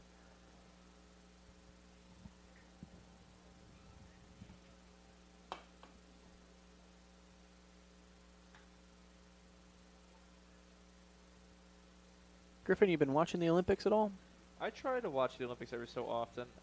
I'm a big Olympics guy. I do say, though, I probably haven't watched as much as I would want to so far this year. We are halfway through it, though. Track and field's supposed to start pretty soon, which I'm excited for. Hasn't even started yet. Wow. Yeah. They were doing prelims today, or the semifinal kind of stuff today, I believe. I always love watching beach volleyball, especially the 2-on-2 competition, because, man, it doesn't matter, men or women. I think the women's is a little bit more impressive because, man, they put their bodies on the line. And as someone who plays beach volleyball non-competitively, I know how difficult it is to move in sand. Yeah. And they make it look like they're running on glass. There's that former NBA player, Chase Bottinger, who he plays for the men's team. everyone's like, he saw the Team USA team, and he's like, clapping up with them, and like, they know each other, obviously. Yeah. And people are like, who's this random volleyball player? It's like, no, man, that dude was in the NBA for like 6 years. Yeah, he was a vet for a while.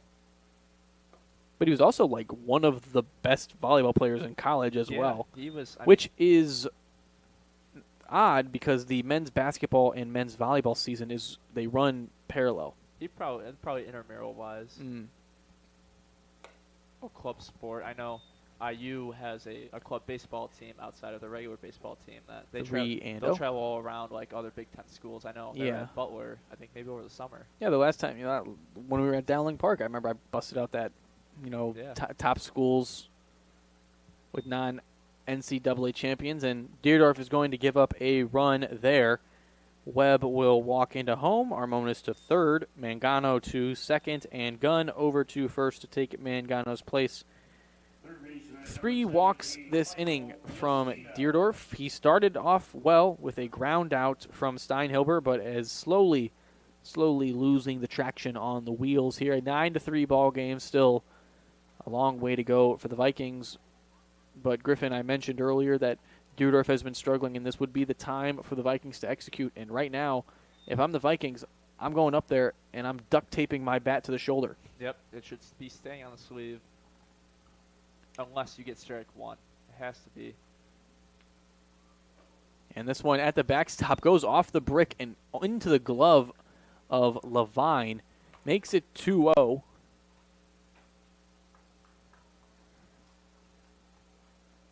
Now, I said this the other day when we were at Highland. I'm more of a Winter Olympics guy. Because when it's Winter Olympics, everyone's at home, can't really go anywhere. In summer, you're doing a lot of stuff. But winter, it's really, really nice to just sit at home. Olympic hockey's awesome. Yeah. I love the snowboarding races. One sport that they should have in the Winter Olympics is a snowball fight. Yeah, that'd be kind of fun. We should have major league pitchers. That would be insane. Snowball fight. You've got Paul Skeens out there whipping us. 20 miles an hour.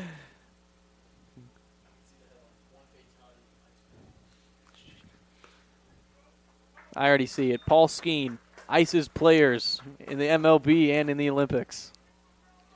First strike there from Deerdorf in a while makes it 3-1.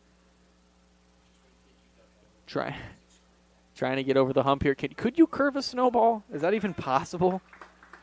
Yeah, it's got enough density. Mangano will go to third, Gunn to second, Lastina to first on yet another walk there from. Was it? Right, oh, all right. Pardon me. We all thought it was a ball too. Yeah. All right. Well, I apologize. I really apologize now as this one gets sent into right center field. I feel like I jinxed that one. 1 run will score. Make it 2. Hunt's going to stop the runner at third, and Lastina goes into second on an RBI double. I feel like an idiot. That's all right. We're just moving past it now. So 2 RBI double there for Lastina. Or no. And I do have Lastina, sorry. I'm so sorry. I do have a historical update for you if you'd like. Please. Yes. The White Sox have lost their 18th game in a row as Deerdorf will get subbed out of this. And just so you know, that is the 17th all-time tied, and the only team to have lost more games recently, the Baltimore Orioles, in 2021 lost 19 in a row. Shout out the Orioles as usual. We will take a quick break here on the Northwest Indiana Oilmen Sports Network as we try to figure out who's pitching here. We'll be back in just a moment. It's Ryan Henschel. Oh, man. We'll look forward to that when we come back. Go to the office. We build it. This is a truism with Ironworkers Local 395 and the Northwest Indiana Contractors Association. Our goal is to exceed our customers' expectations. We provide a skilled, OSHA-trained, drug-free workforce, as well as many other certifications from our 4-year training program. Every time you hire an iron worker from Local 395, you should feel confident that you are receiving highly trained, highly skilled, and drug-free journeymen and apprentices who take their job and your project seriously. For more information, contact us at 219-763 7900 or ironworkers395.com. BP's natural gas teams use Smart App technology to share data from any well instantly, so they can analyze trends and stop potential problems in their tracks, because safety is never being satisfied and always working to be better. All right, folks, a lot of defensive alignment changes here for the Oilmen. Deerdorf is going to get banished to the outfield. Levine is going to take off his catcher's equipment and move to second.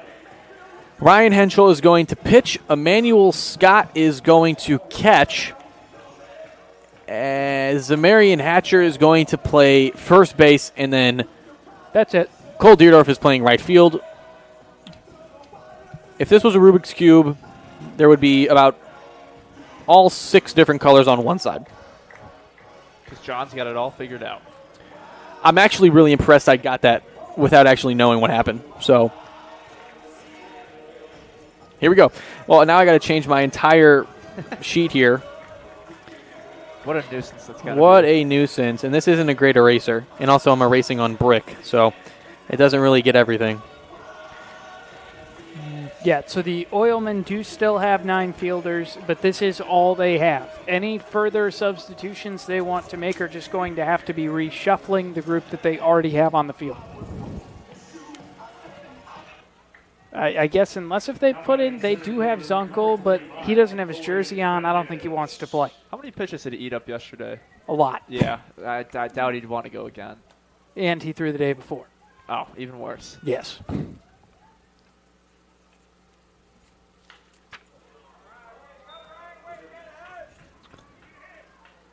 That one fouled off there.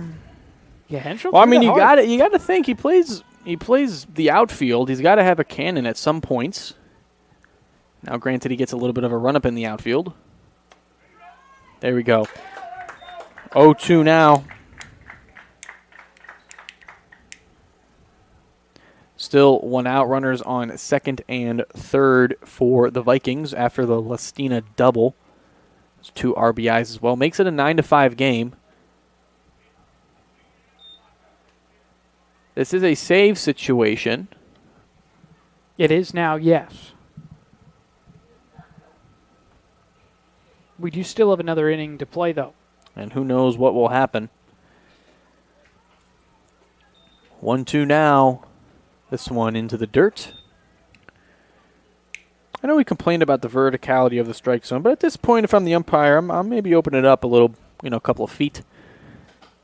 If it doesn't touch the ground, strike 3. This one gets put into play. Levine, freshly at second, freshly puts one over to first for the out. Another run will score. So a sacrifice ground out there moves Gunn home and Lastina to second, and Bendis out on the 4-3 put out. Also, good job by Levine to make an adjustment that quickly. Didn't get any warm-up throws or practices over there at second, but quickly fielded the grab and tossed it over for the second out of the inning. That brings up Elijah Rainey now. Rainey is 0 for 3 on the day. He reached on his error his last time up. An error by Ryan Henschel, who's now pitching. And Henschel's still bringing the heat. I mean, he's throwing his fastball hard enough that it's getting the crowd to go, ooh.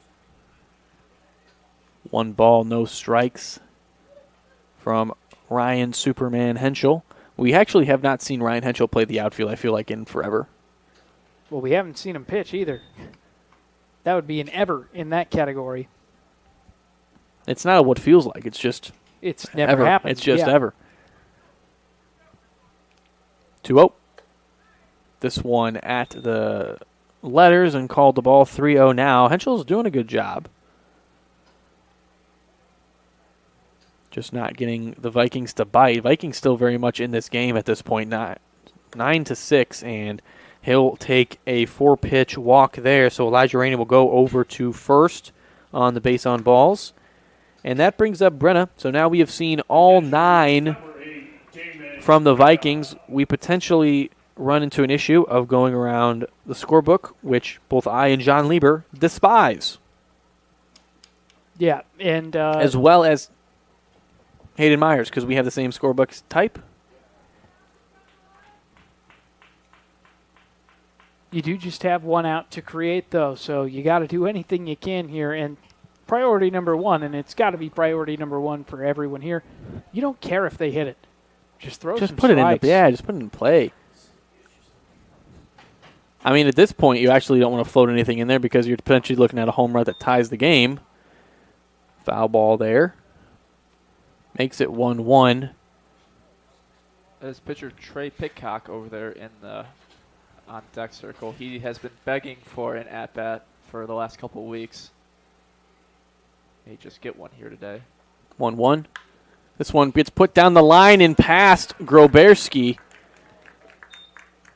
It's going to score a run, move a runner into second, and Brenna with an RBI single.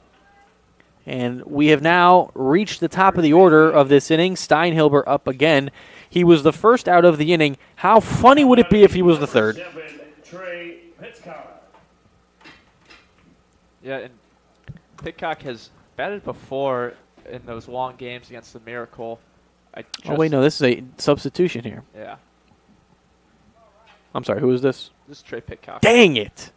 You may usually see him on the mound. I really wanted to see Steinhilber be the first and third out of the inning.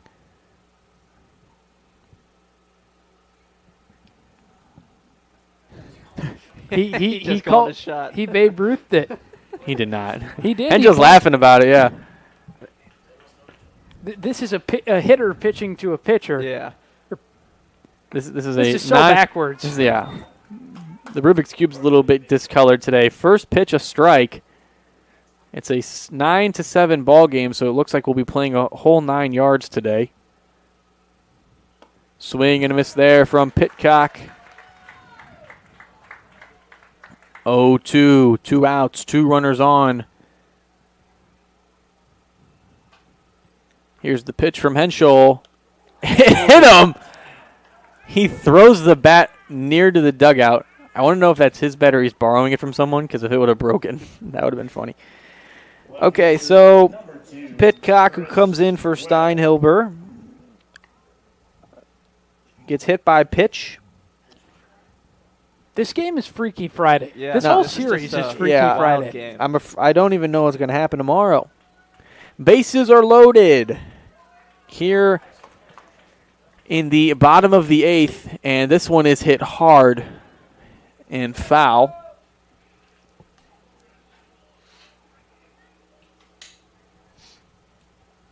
Oh, 1.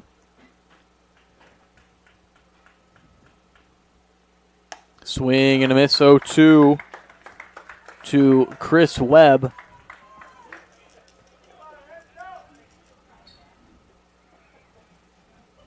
Oh, 2 pitch again. 2 outs. Bases loaded here to Chris Webb from Ryan Henschel. This is his first time pitching this season.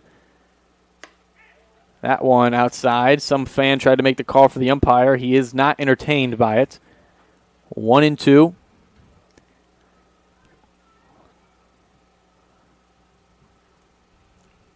One-two pitch into the dirt. Scott takes it off the face mask to keep it in front of him. Talk about eating a pitch right there. Good stop out right there by Scott. 2 balls, 2 strikes, 2 outs.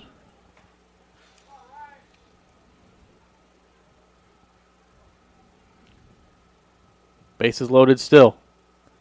That one gets away from him, makes it a full count.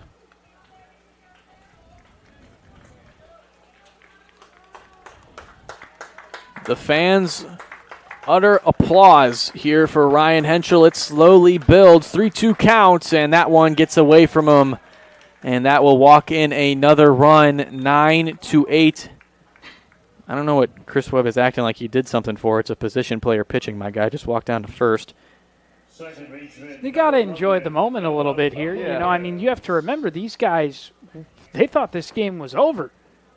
And then all of a sudden, this inning, you've scored 6 runs with the bases loaded here.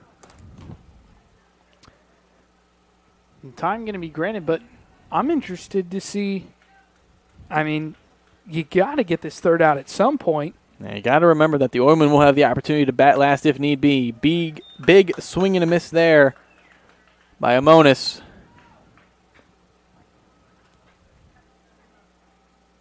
He singled his last time up and scored this very inning, this one outside from Henschel. He's holding on to the baseball a little bit too long here. That's why a lot of these pitchers are going into the opposite batter's box. If any of these guys were left-handed batters, they would have been hit by now. That's another one, 2-1. Something kind of worthy to note here in this top of the 8th inning. So far for the Vikings, batting through this inning, they've been walked 5 times in this inning alone. 2-1 pitch. Oh, my. 3-1 after a pitch that was so perfectly straight and down the middle. This guy's going to crash out. 3-1, and this one put into the middle. Levine is going to pick it up, toss it over to first. And Ryan Henschel, with an S on his chest, saves the game, makes it a lot more interesting. 9-8 when we come back for the bottom of the 8th here on the Oilmen Sports Network. Go to the office. We build it. This is a truism with Ironworkers Local 395 and the Northwest Indiana Contractors Association. Our goal is to exceed our customers' expectations. We provide a skilled, OSHA-trained, drug-free workforce, as well as many other certifications from our 4-year training program. Every time you hire an iron worker from Local 395, you should feel confident that you are receiving highly trained, highly skilled, and drug-free journeymen and apprentices who take their job and your project seriously. For more information, contact us at 219-763-7900 or ironworkers395.com. BP's natural gas teams use Smart App technology to share data from any well instantly, so they can analyze trends and stop potential problems in their tracks, because safety is never being satisfied and always working to be better. Back here on the Northwest Indiana Oilmen Sports Network, John Massey, Griffin Winicky, and Charlie Schmidgall on the production side of things today. Charlie, thank you so much. You're doing a great job so far today. And Griffin, this game wasn't even close about 20 minutes ago, and now it's a 1-run ball game in the bottom of the 8th. Just when you thought we were going to get away, we decided to make it a little bit more interesting for you. What is there not to love about baseball, John? You want me to start naming things? Or Yeah, no, Vikings doing a good job. Rallied up 5 walks that inning, a few hits themselves. We're able to score 6 runs there. Deficit now at 1. You know, it was a position player pitching for the Oilmen then. It's a position player pitching for the Vikings now. As Nick Mangano looks at just trying to get himself out of this inning here. I'm walking into my bathroom. I'm opening up the mirror in front of the sink. I'm pulling out a bottle, and I'm force-feeding you a taste of your own medicine here if I'm the Oilman. I want the Oilmen to walk off this game here in the bottom of the 8th like they were supposed to originally. You need 9 runs to do it. Mangano is, for a position player, he throws a lot of strikes in, so we'll see a lot of pitches, or we'll see a lot of balls in play. So it'll be an exciting inning for sure. It will be Zamarion Hatcher leading off here for the Oilmen. Right fielder number 13, Zamarion Hatcher. So who is playing first then? That is Trey Pitcock. Playing. Okay, first yeah, remember it was the sub. Yeah, I just wanted to make sure you didn't move anything around. I gotta. Anything will go in this game. Yeah. Wish you would have said that yesterday.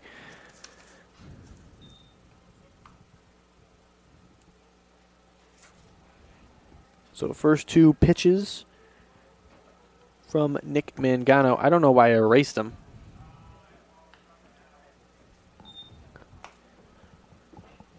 Two-1 to Hatcher. He singled once today, had an RBI flyout his last time up. Puts this one across the street, eerily close to Hayden's truck and Charlie's car. We're parked next to each other. Yeah, so it hit one of them. Nose goes. Yeah. 2-2. This one way outside and high. I'm kind of impressed that Brennan even caught it. 3-2 now.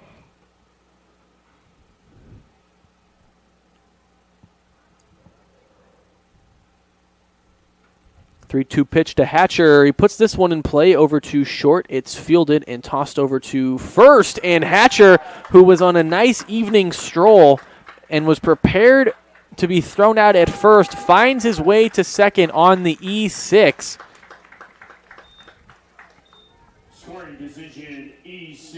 And I got to tell you, I think that's almost on Pitcock there. That's a pretty routine ball that a first baseman gets to, but he's not a standard first baseman. Yeah. He's a pitcher. And if you are a standard first baseman, yeah, that throw is fine. But when you're having a not first baseman, the throw's got to be perfect over to him, unfortunately, and it just was not. Showing bunt here, Deerdorf, who is hitless today, struck out twice, flew out, is just going to go the old classic route of, let me put this baseball as close to me as possible while still being in play. And the first one's a strike as Hatcher goes over to third. I think they were arguing for a little bit if it was a foul ball or not. I think he just missed it. He kept his bat out there. So 1-1 to Deerdorf. Deerdorf responsible for a good chunk of the runs in the top of this inning. 2-1 now.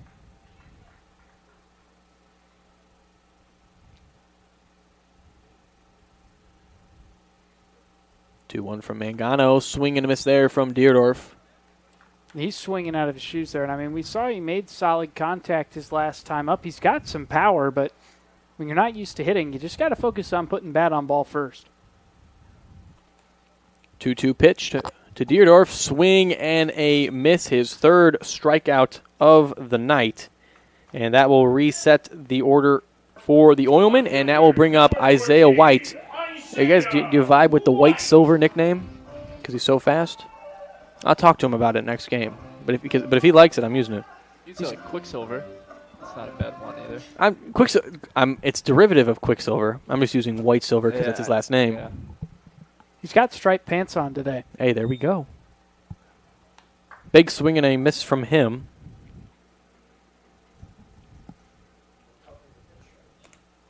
I believe the pinstripes are yellow, so they aren't very noticeable. Very nice, though. Another big swing and a miss there. Makes it 0-2. White just swinging for the fences at this point, trying to get this game over with. A runner on third in Hatcher. Anything in the outfield scores them. And depending on who you have coming out to pitch for the Oilmen, you might need that run support. Infield is in for the Vikings. This one right on the line, but maybe just a little bit too high for White.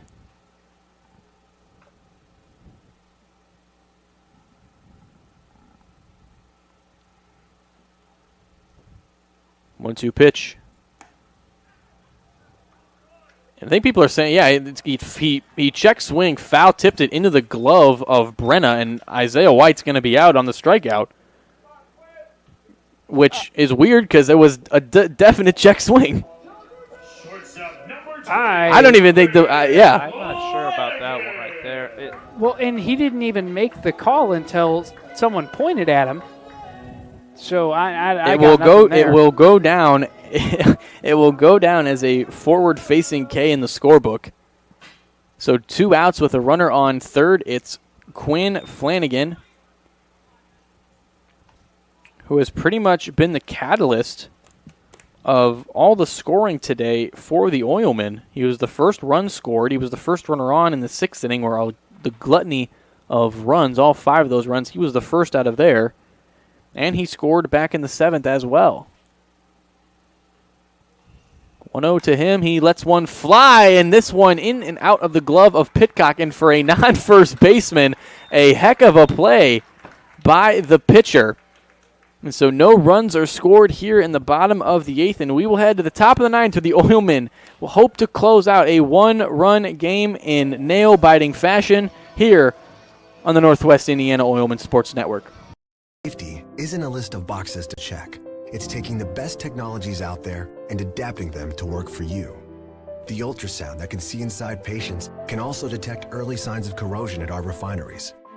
High-tech military cameras that see through walls can inspect our pipelines to prevent leaks. Remote-controlled aircraft can help us identify potential problems and stop them in their tracks.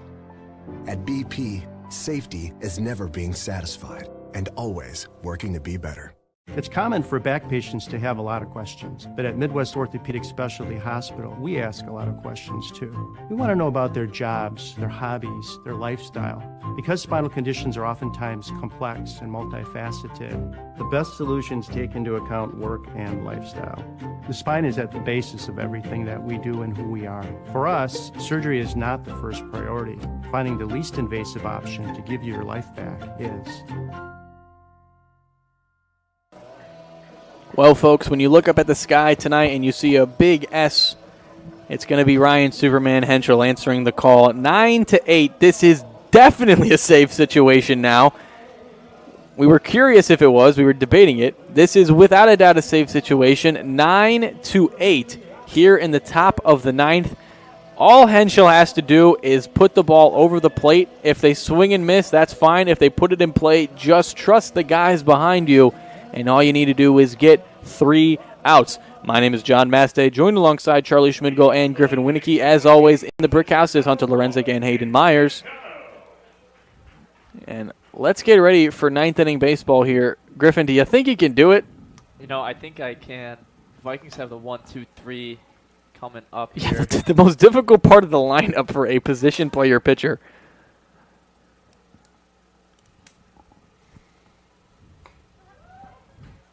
And so now we are getting, what we have here is 2 position players who have been moved to pitcher facing off.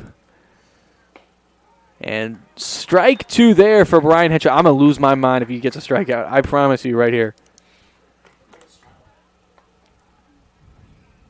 1 ball, 2 strikes from Ryan Henschel. A swing and a miss. Ryan Henschel, S on his chest, K in the column.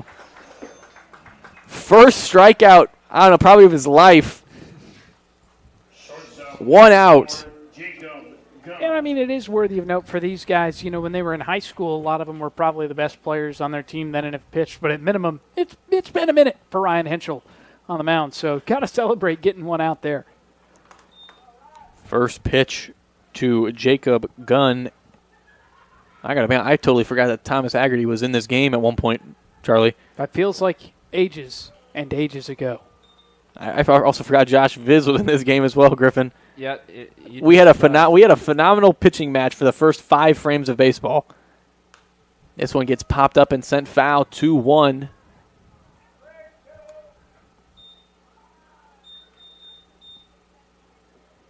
Hayden Myers had 2-1 on the scoreboard, then changed it, and then made it 2-1 again. I noticed it. This one gets put up the middle. It's going to be picked up by Tarnaki and tossed in. So a 1-out single from Jacob Gunn. He's had a pretty interesting night. Started off with a walk and then a pop fly. 2 strikeouts, a walk which he scored, and that was actually Gunn's first hit of the day. Really? Yeah.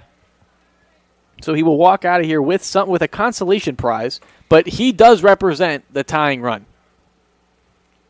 And the go-ahead run, now up to bat, Lestina, who had a 2 RBI double his last time up. I've mentioned before on broadcast that I relate Lestina a lot to Manny Machado, and it would be a very Manny Machado thing to hit a home run off a position player. Manny Machado actually had a home run today, funny enough. Was it a position player? I don't think so. Oh, okay. Who was it? Whoever the Padres were playing the Rockies today, I believe. 1-1. So let me tell you something. Every pitcher on the Rockies is essentially a position player pitcher. Yeah. 1-2 now to Lestina. I think it was against Austin Gomber. 2 out. Let's roll into a double play here, Henschel. Give him something that moves, that he's got to... I think we should just ask for a strike first. No. Strike 3 from Ryan Henschel. 2 strikeouts here in the 9th inning. Makes it 2 outs. Put the samurai sword in the sheath. And Lestina couldn't believe it.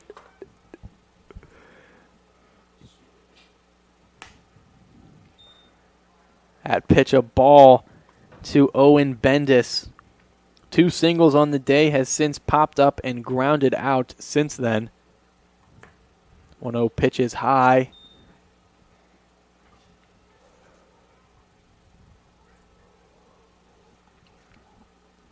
2 balls, no strikes from Ryan Henschel, and this one gets put into play. Levine picks it up, tosses it over to Hatcher for the out. A 9-8 victory. Oilmen win on Elvis night of all days. And the jailhouse will rock tonight here at Oil City Stadium. What was thought to be, hey, we're going to end this game in the 7th inning, turned into a nail-biter in the top of the 9th, and a save situation from what's supposed to be our center fielder from Rhode Island. Comes into this game, gives up some runs, and then puts the Vikings to sleep in the top of the 9th. From Griffin Winicky, Charlie Schmidgall, and John Massey, that will do it for the regular broadcast. I will turn things over to Charlie as we head into the Northwest Indiana post-game show. If you're going to leave us, thank you, but don't, as we'll be right back. Candace, we're getting multiple reports of this mysterious but powerful phenomena. People are experiencing a sound, after which they drop everything, and I mean everything, and run to their nearest White Castle. Now, we are urging folks to stay calm. There's no evidence that this... Richard, we're live. When the crave calls, Richard, we're live. Go to White Castle for the $5 bacon bundle with 2 bacon sliders and a small fry. White Castle. Follow your crave. Hello, ladies and gentlemen. Wow, what a ball game it's been. And we're glad to have you here with us with the Oilmen picking up win number 31 on the year. And this was an interesting one, back-to-back, really strange games between these two teams. It has been we're going to start calling this a Twilight Zone series because it has been do-do-do-do-do-do-do-do. And it has been an odd one. I've seen things in the last 2 games that I probably will never see again in baseball and have never seen prior. Griffin, you weren't here yesterday, but this game was just as weird. Yeah, I mean, this was a very weird game in itself. Position players, pitching, I mean, you just kind of name it. Good game overall, though. We still got another one tomorrow. We do have one more game, and can we just have a regular game as the last game of the season? It's Northern League baseball, John. You know what? If we're going to have a weird game, then this guy to my right is going to play. I'm in. We got to see it at least once. Let's get Charlie in at bat tomorrow. All right. Well, you know what? Baseball can get a little weird, but one thing is for certain. You need to follow your crave to White Castle. 12 chicken rings, smoky barbecue, Hidden Valley Ranch, or just regular old chicken rings, $3.99. Give them a try and let us know what you think.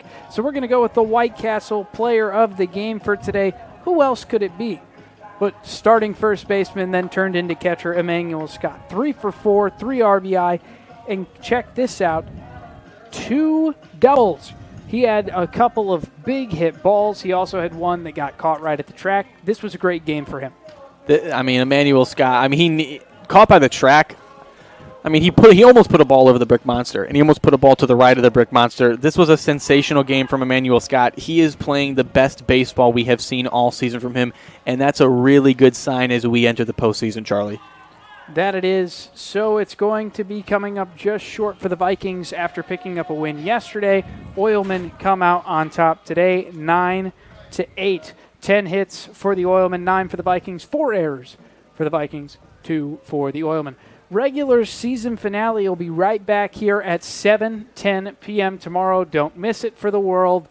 And then it is Mexican Heritage Night as well. Yes, it is. So maybe come out to the ballpark. That's the only reason you can miss the game. Kidding, of course. But thank you very much for your time and viewership. Ladies and gentlemen, final here. Oilmen 9, Vikings 8. Well, thank you very much.